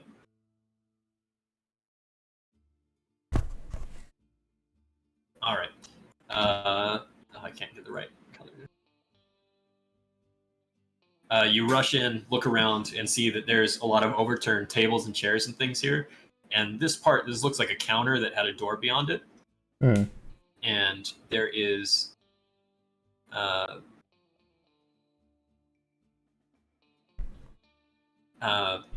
you can't really see beyond this wall at the moment, except that it's broken actually down has here holes because in it, they Potato. rushed into this area.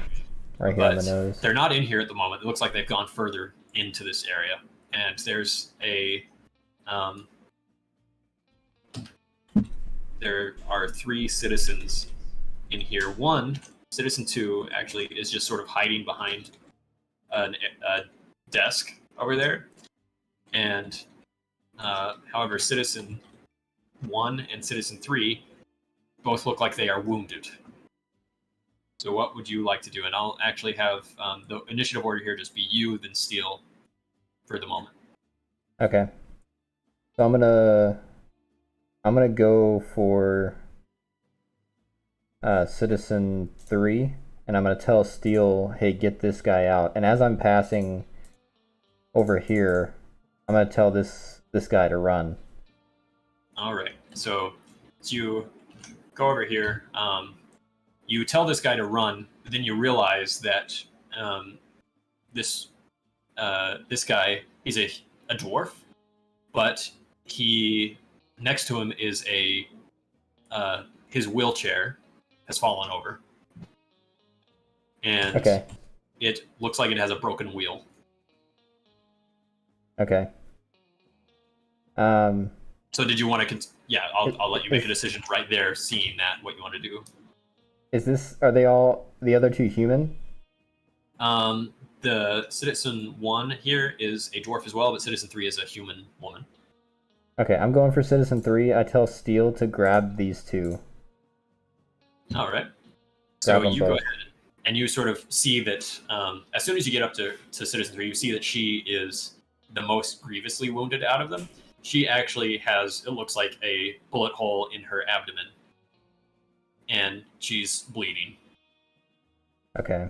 You could try to, well, you tell me what you want to do. I'm going to try to quickly make a wrap, like a medical wrap.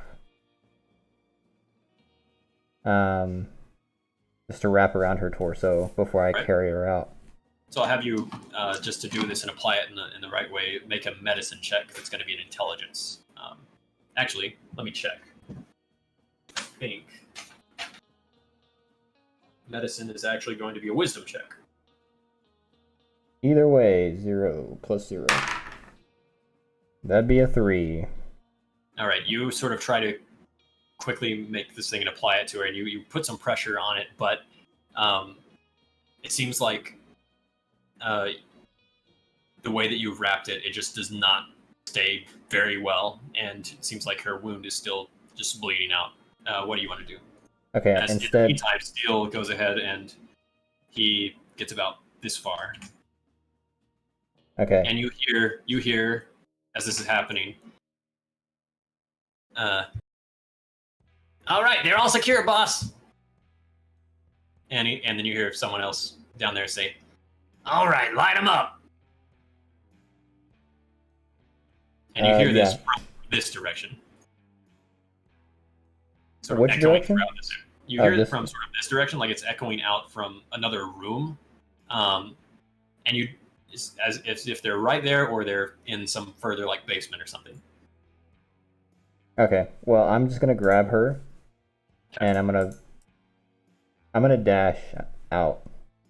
All right. So you'll move. You can dragging somebody is moving at half your speed, but dashing out means you can go up to 30 feet in this case, because it would be 60, but now it's going to be 30. So, yeah. Okay, so I get to about there. Yeah, you can get to that area. And Steel sort of grabs these two guys and goes about. Well, he's sort of in the process of trying to pick them up, and then you see that over here, this big guy, big ogre, it's about right here, and sort of looks out there, and he's covered, and he all of a sudden just plugs his ears, and he doesn't look like he is paying any attention to the people out in the lobby like you guys right now, but he plugs his ears and sort of squints his eyes as if he's anticipating something. Great. And what do you do? It's my turn again? Yeah. Okay, I'm getting out of this building with All right. with this person. All right. I'm just so dashing as far as possible. you go ahead and you manage to get this woman out 5, 10, 15, 20, 25, 30, and she immediately starts to sort of cough and sputter, and you have advantage against this because right now you're wearing the mask, so I'm going to have you make another con save just because it's had time to sort of permeate or go through some of the areas of your mask. Wait, I have it. Two? You have advantage on this roll? Yeah. Yeah. Okay. And it's a con saving throw. 12. So Oh, I'm sorry. No, 14. All right. You sort of start to feel yourself about to throw up as you're going through, and you get over to the edge here as far as you can go, and you sort of lift your mask a little and lose it. And Great. they have to leave this wheelchair behind. And as you watch, you turn back and see that Steel has both these guys on his shoulder, and gets about here when you hear this really loud, and the ground sort of shakes. And nothing happens at the building here, but you can tell the ground is shaking quite a bit. And there's some silence for a little bit, and you have a moment to react. What would you like to do? You're still in the sort of this smoggy area.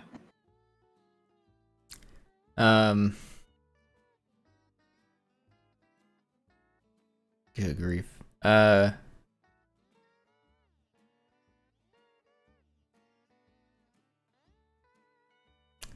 Okay, I'm gonna put my mask back on and go back into the bank, I guess.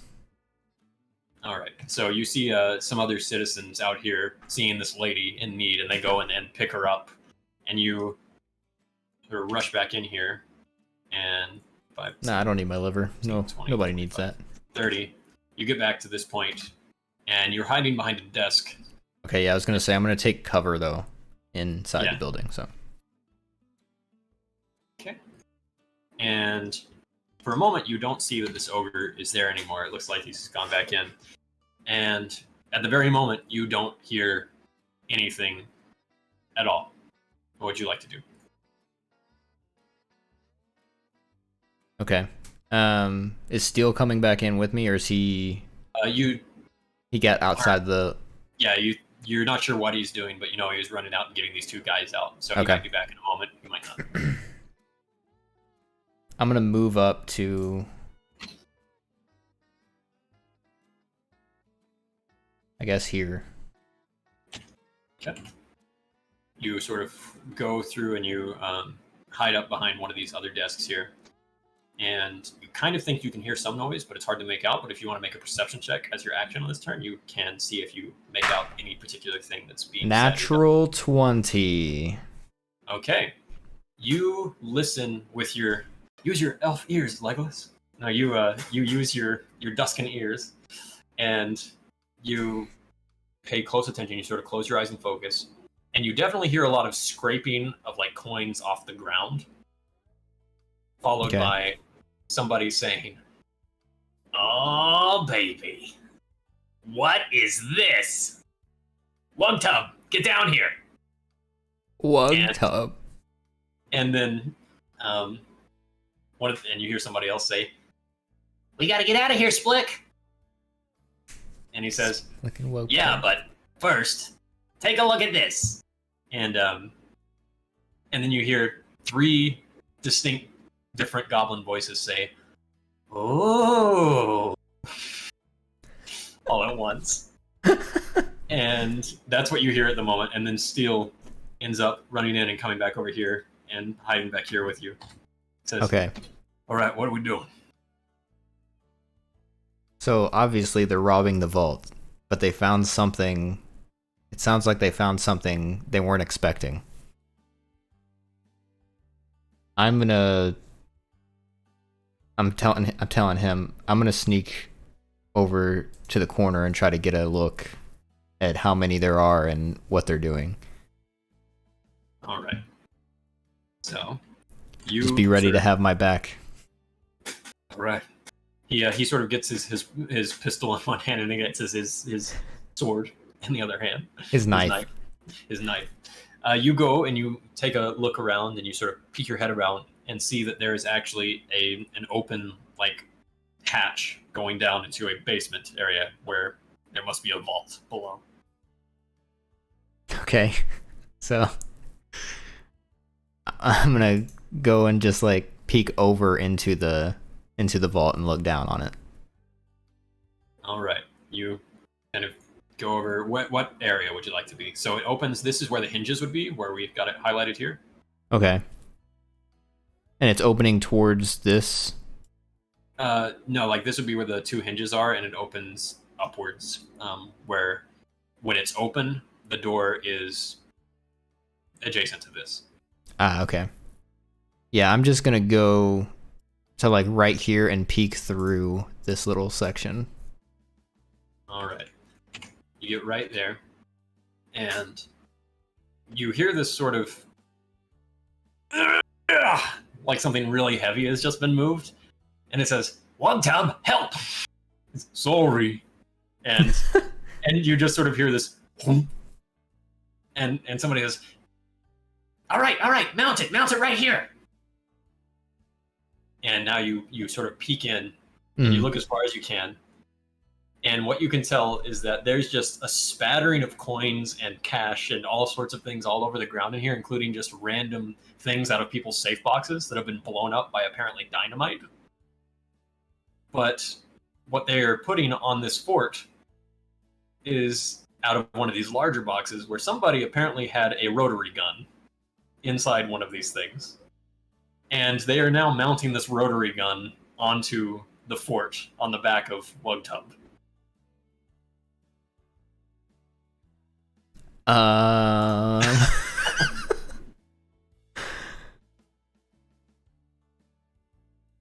We gotta go, Splick. Come on. No.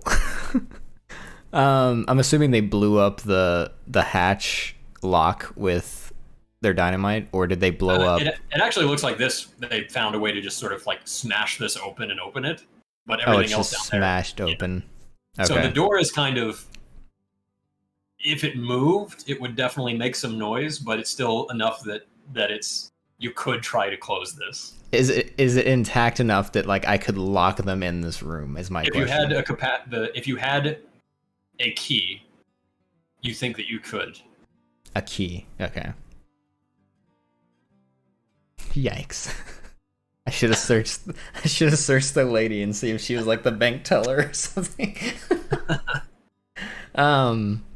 No, that seems like a bad idea then. Because obviously they're just gonna be able to lift it back up with the goblin. How far down is it into this vault? It looks like they descend about 10 feet until it gets to another level, past the thickness of the floor that you're on.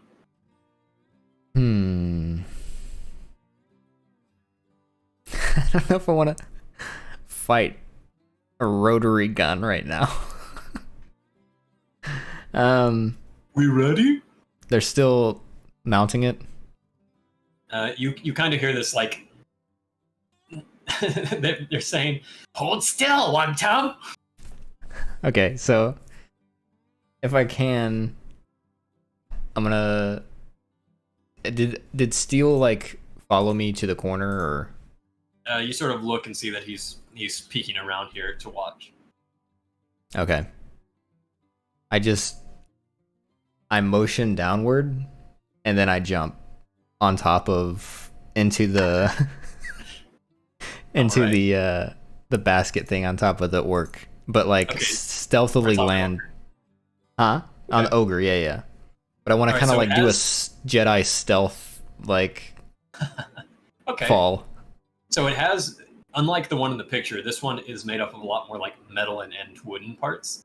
But it does have enough of an opening that you think that if you caught the edge, you could like swing into it, like monkey bar into this thing. Okay.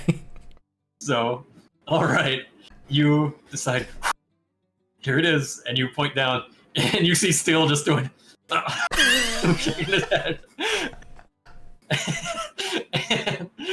and you jump down, and I want you to make an acrobatics check to try to land inside this fort.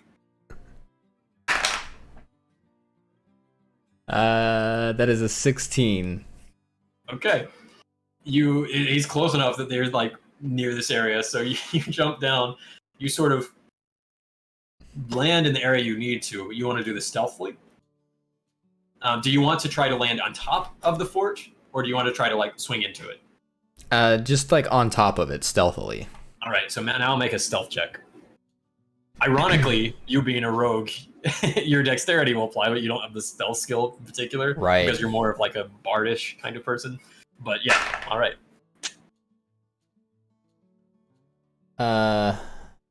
Dang. It's a 9. Oh wait, no. It's an 11. All right, no, I'm sorry. No, you're right. It's a 9. I was looking at the wrong thing. They're passive real quick.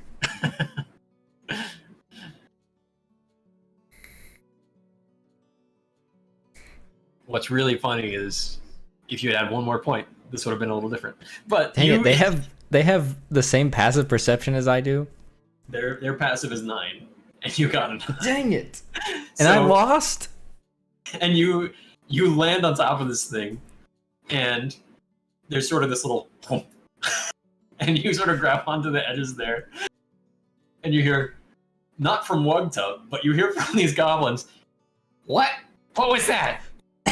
And they definitely notice this noise, and you sort of just like balance on this thing, like you're laying down on top of it, and then Wugtub just says, "Sorry, I ate a horse." and so like, "Wugtub, not again! Ah, at least it doesn't stink this time." And so they definitely noticed the noise, but they're not associated with somebody definitely just landed on top of the fort.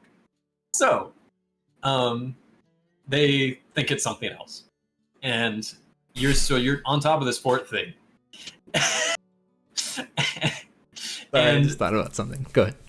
And so you see that 2 of the goblins are apparently in the fort, and the other ones are still scooping up stuff in just these like potato sacks. And they just have these potato sacks, and they're just like scooping up as much as they can inside these bags. And one of them is a female. The smallest one of them is sort of a female. She's sort of shorter, but a little bit thicker. And one from inside the fort says, "BB, come on!" And she says, "I'm trying!" And finally, she just like fills up this bag and then like wraps it up and closes the end off and tries to like lift this thing. And Wugtub just says, "I got it." and grabs this bag and just like throws it into the back of this fort, which apparently is not very steadily built on this thing because you immediately shift, and so you need to make a dexterity saving throw to have your balance. That is a 23. Okay, so you just sort of grab onto the edges, you dig your fingernails into this thing, and you're all right. And as you flatten yourself even further out on top, you hear them gathering the rest of the stuff up, getting another bag in, and then another, and finally, one of them says, "All right, boss, it's done. We got it mounted." And so they have it mounted now? Yeah, you hear that this thing has been sort of with their version of mounted into this thing, but it usually takes a good long time to mount one of these properly. So you assume that it's probably not a great job based on everything else that's happening here. Mm-hmm. But so there's two goblins in this basket thing, right? Yeah, on top. And you see that you kind of can peer over the edge and see that the other two are like now being put into the basket as well, into this fort. And okay, so they're all four in there. And so they're now all four in there. What would you like to do? Dang it. Okay, well that kind of ruins my plan. Gosh.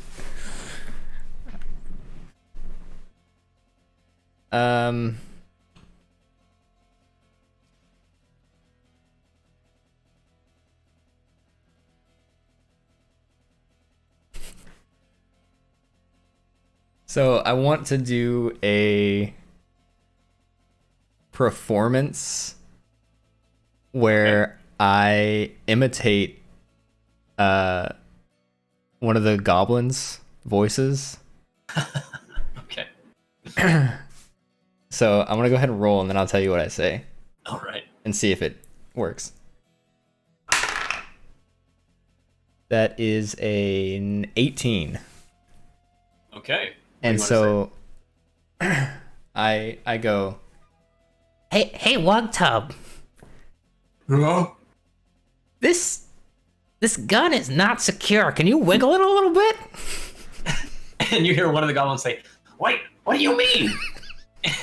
And he says, "What do you mean? What do I mean? Wait, what?" And so this thing. Can you give it a little tug? Okay.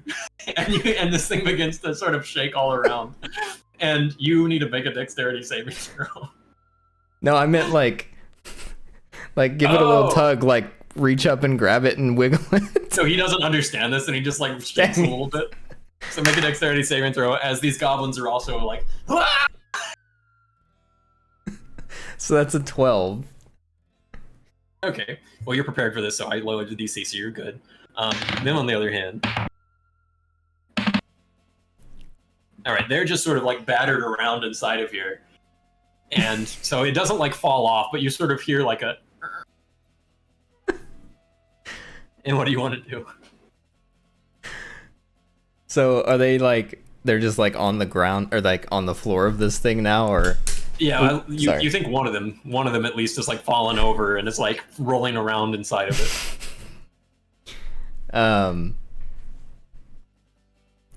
Okay, I'm gonna do another performance. So that is a dirty 20. Nice. Okay. And I said, "No, Wugtub. I mean, grab it and shake it." Oh, okay. No, Wugtub, no! And you hear this thing sort of, and like part of the side of the fort breaks off as you watch this thing just sort of, and he says, "Oh, it's not secure." And one of them says, "Who is saying this?" He says, "Jalb, are you an idiot?" And Jalb says, "No, I didn't say that." And there's sort of this, "I just heard you." And you hear just one of them sort of saying, and one of them says, "Wugtub, put it back." He says, "Wait, no, Wugtub, stop." And he says, okay. And you hear this clunk, and you see one of the goblins fly out of the side of the fort and like hit the ground and do,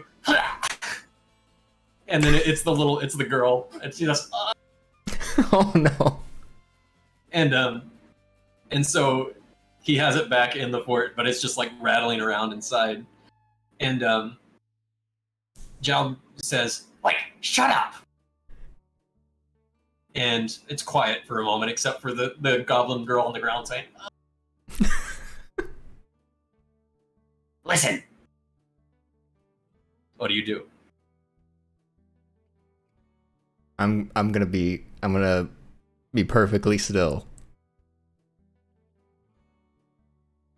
You wait a little bit, and just in general, do another stealth check to see how, as he sort of like shifts around and everything, you're handling it. 15. Okay. So is this one of these goblins, the leader of these goblins, is sort of listening and doing an active check to see, wait, something's happening here. The next thing you hear is a shotgun click. What do you do? I roll to one side and grab on to the side and try to swing in.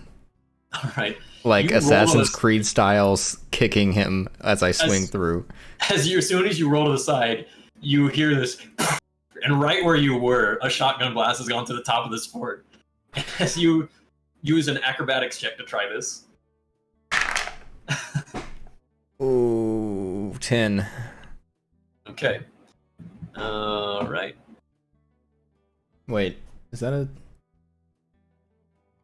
No, I'm sorry. That's a 9, not a 6. So I got a 13. Okay. Okay, you swing in, and you immediately see the one that had the shotgun pointed up at the ceiling, and it's sort of the more hardened looking one of these goblins there. But as you swing in, you miss that one because another one turns around just in time for you to kick it right in the face, and it is and it sort of rolls over there. And now you're in this fort with one goblin with a bloody nose, one goblin with a shotgun pointed toward the ceiling that's like snarling at you now, and another one that's trying to like hug this Gatling gun from falling off the side. And so I want you to roll initiative. Gosh, okay.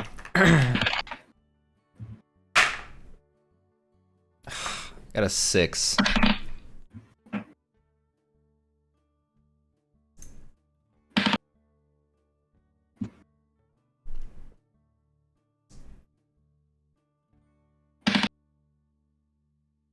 All right. We'll do this for theater of the mind just at the moment to start.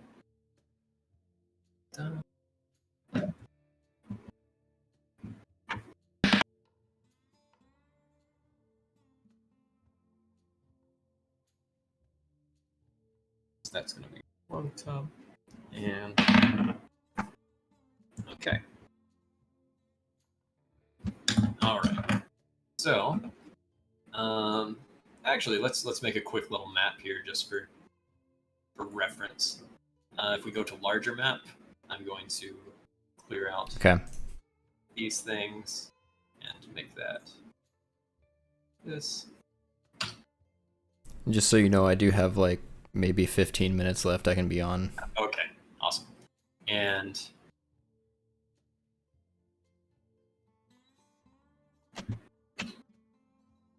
actually, we'll do theater of the mind, and I'll just use this as a way to track initiative so you know what's happening. Okay. And, well,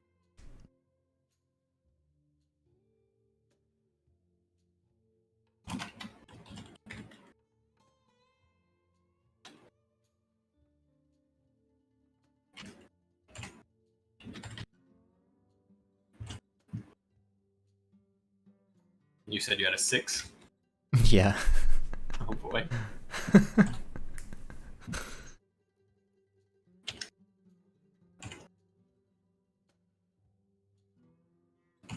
BB gets to go 3 times. And all right.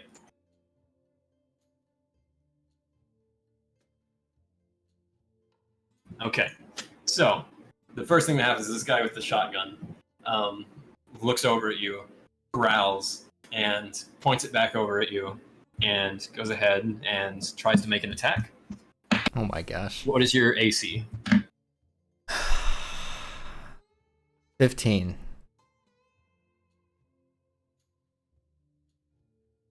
Okay, you do get hit with a shotgun blast. Holy crap. Okay. And let's see how bad it is. You sort of dodge as much as you can out of the way, but you still catch the edge of this. And all right, you actually take quite a lot of damage as with that shot. Yeah, he rolled pretty high on that. You take 15 damage. And you're at 29 is your normal, right? So Yeah, so I'm at 14. all right. All right. So it does that, and then as this happens, the next thing you hear is on top of the fort, and you see a scorpion claw come down for a surprise attack against the guy that just shot you. As Steel goes in, does manage to hit him, and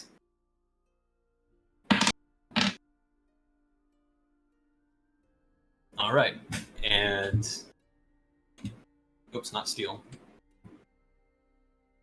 This guy immediately you hear as he's hitting the shoulder with this thing, as this claw gets him from behind. And I want you to roll a percentile die set for me. Okay.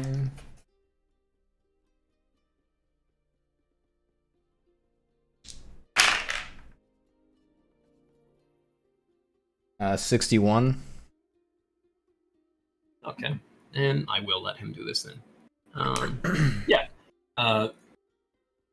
He is going to. I'm going to let him use one of his heavy-handed strike features on this, and he is going to try to push this target up to 10 feet, if larger, smaller. So he should be able to if this guy doesn't succeed on a strength saving throw. He does not. So Splick Spigot seems to be the leader of these guys, and he is pushed straight out of this fort onto the ground. Okay. Which means that because of the height that he's falling, takes 7 more points of damage. Okay. He hits the ground. And that's Steel, and he's sort of on top of the fort. And then Jalv is trying to... he's got a bloody nose, but he looks over and grabs a pistol. Sorry, what do they have, these guys? Okay, yeah, he just has a shotgun as well. There, he's carrying shotguns, and he sort of looks around, tries to swing around and hit something with it. So he has disadvantage with this because of the way you hit him, and you sort of duck under it as it blasts right over the top of your head.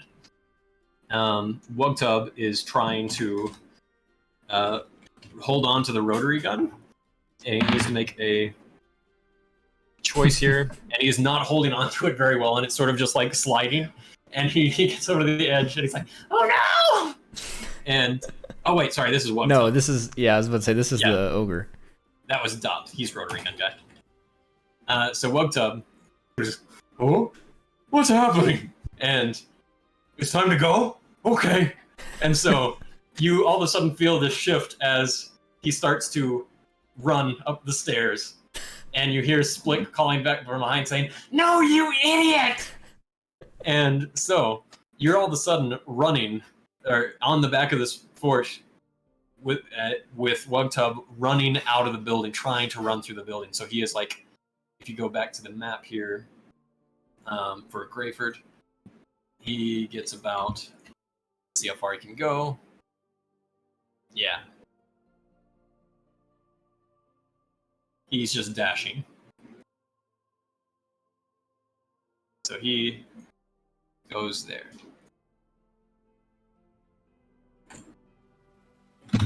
All right. And then it is... Who's next in the order? All right, larger map. You don't know what's happening with Biwi because she's back in there. And then it is your turn. What do you do? There is one goblin inside here with you. Or there's two goblins inside here with you. One's trying to hold onto the rotary gun, keep it from falling. The other just tried to shoot you. Okay, I'm gonna go for the guy that tried to shoot me. Okay. So and you see Jalp right there. And you're Yeah. within 5 feet of him. He's inside here. Okay, then I'm gonna use my wrist rocket then and go for a lunge at him. Okay. Which is a... Should be whatever your dex is. I don't think I've added it to your thing yet. So it should be the same as using a short sword essentially, except instead of a d4. So a +6 to hit. So that would be a 17. Yes, you are going to hit. Okay, and that would be 1d6 plus 4. It's actually going to be 1d4 using your wrist rocket, but 1d4, okay. Yeah. So that is 7 total. Okay. You sort of hear him say, "No, not there, ouch!" As you get him in the side. All right. Technically, actually, you can use your sneak attack bonus because steel is like right here, hanging on the edge of this thing now. So if you want to do 2d6 more damage, you can. Okay.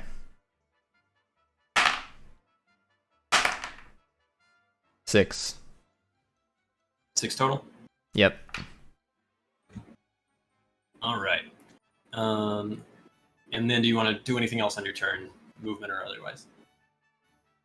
Can I grapple as a bonus? Grappling is considered like an attack. Okay. So you'd have to like specifically say that's what I want to be doing with my attack. Ooh. Okay. So it's not a damaging thing unless you have a specific thing that lets you. Yeah. I just was thinking because like I would be so close already, like with the wrist rocket, that like a bonus to movement or a bonus movement like might be something like that. But not in this particular case. Yeah. No, I don't guess I there is anything I can do. Okay. Oh, actually, can I make another performance?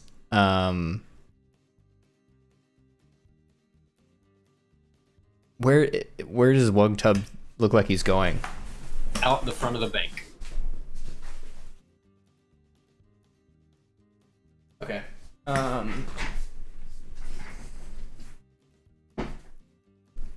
Can I do a performance? Just say something as my bonus action? You have action? enough time for 4 words. It'll be a 17, and I'm gonna say, Wugtub, run home! All right, this is okay. And he just starts running as fast as he can. With this jolt of energy, Dop sort of loses this rotary gun, and it falls off, and it just hits the ground and like shatters and breaks apart and bends, and he says, "No, it was so beautiful." And so he turns around and says, and just sort of like tries to jump on your back to grapple you. Okay. So I need you to make a strength or an athletics check, rather. It'll be add your strength modifier to this. Strength modifier. Acrobatics isn't Dex. It's so in this case, athletics is what you're using. Oh, I gotcha. No, it's a 8 then. Okay, so this guy actually manages to like get on to your shoulders here and like wrap his arm around your throat, and he's trying to like pull. It's like to like pull you in such a position where he can like push you off a Wugtub. Okay. So as he does this, you are considered grappled at the moment, and that you're pretty sure that's what he's going to try to do with his next turn. So it goes back to Splix back out of there. Steel. What do you want Steel to try to do right now? So I actually want Steel to grab me and Dop, like just grab Dop by the back of the collar and just roll off of Wugtub, the like behind him. All right, so Steel sort of goes and tries to grab this guy that's got you in his grip, and tries to grab him off of you. So I want you to make, on Steel's behalf, just make this an athletics check as well. We basically a grapple. 7. Okay. Oh wait, no. 9. Okay. Because he has a skill point.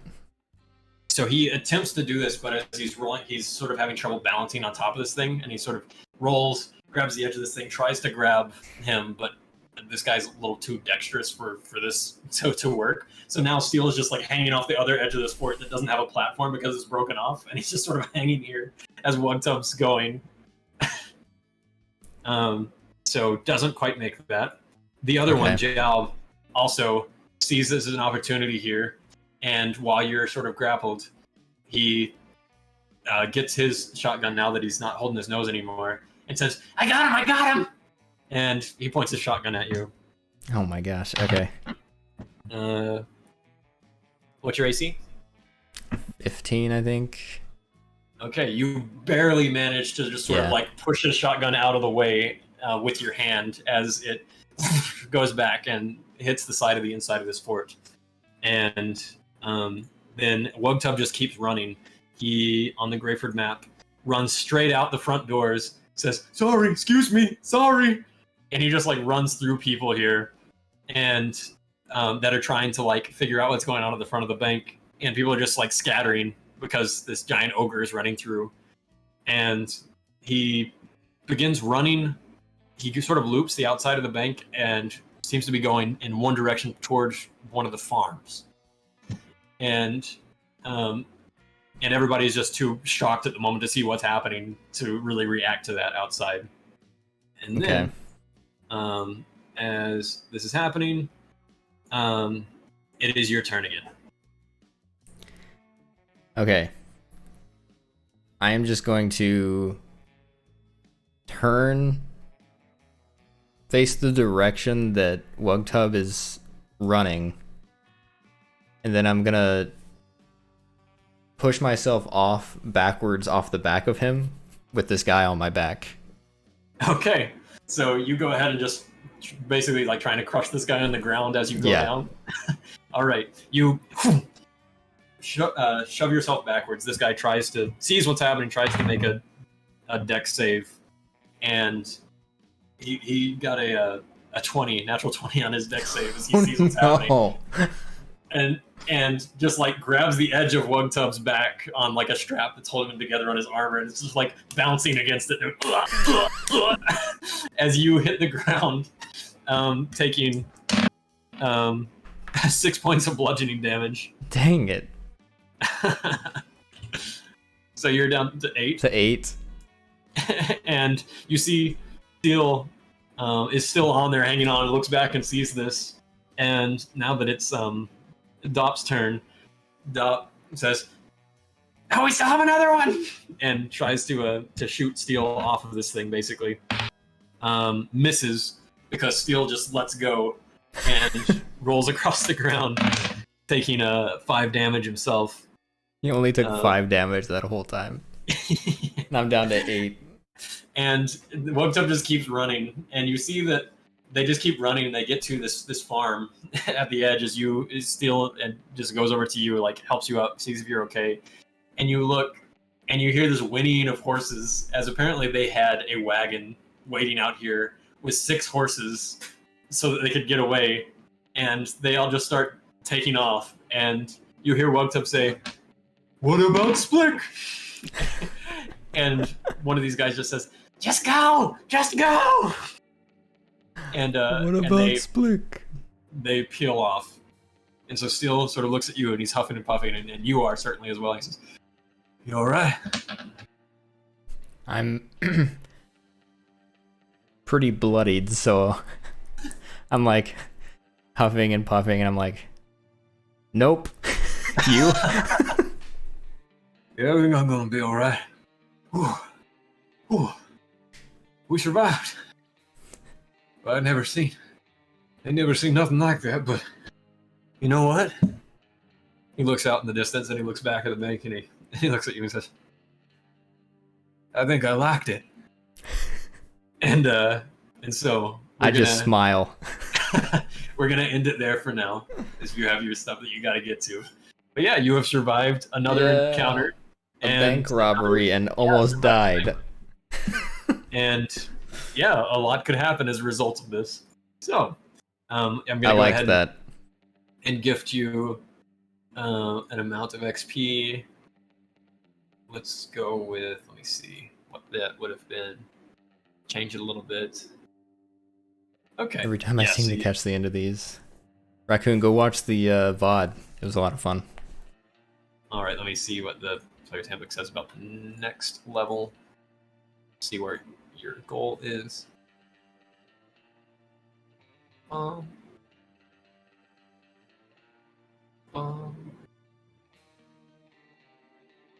gotta get your stuff done earlier, yeah. Yeah, we usually start around 2 or 3 in the afternoon on Sundays. All right, so your next goal for XP is going to be 6,500. That's a lot. And for everything that you've done today, got to go ahead and set you to 1,000 more points, so 3,007. Alright. All right. Well done. You survived yet again, barely. Thank you. Barely, yeah. That was a lot of fun. I liked that. Good. Awesome. Glad you liked it. And you have advice for a purely stealth build? I'm sure Morgan has more than enough experience and knowledge for that. It really depends on what you want to play, and if you're... there's a lot of ways to achieve it. Rogues, obviously, are going to have a big early bonus to that. You could do a bard that gets a lot of the expertise that they can add to their skills, but also uses magic like Pass Without Trace, if you keep that as a spell. But some the Shadow Monks as well, or the Way of Shadow, they're pretty good at that too.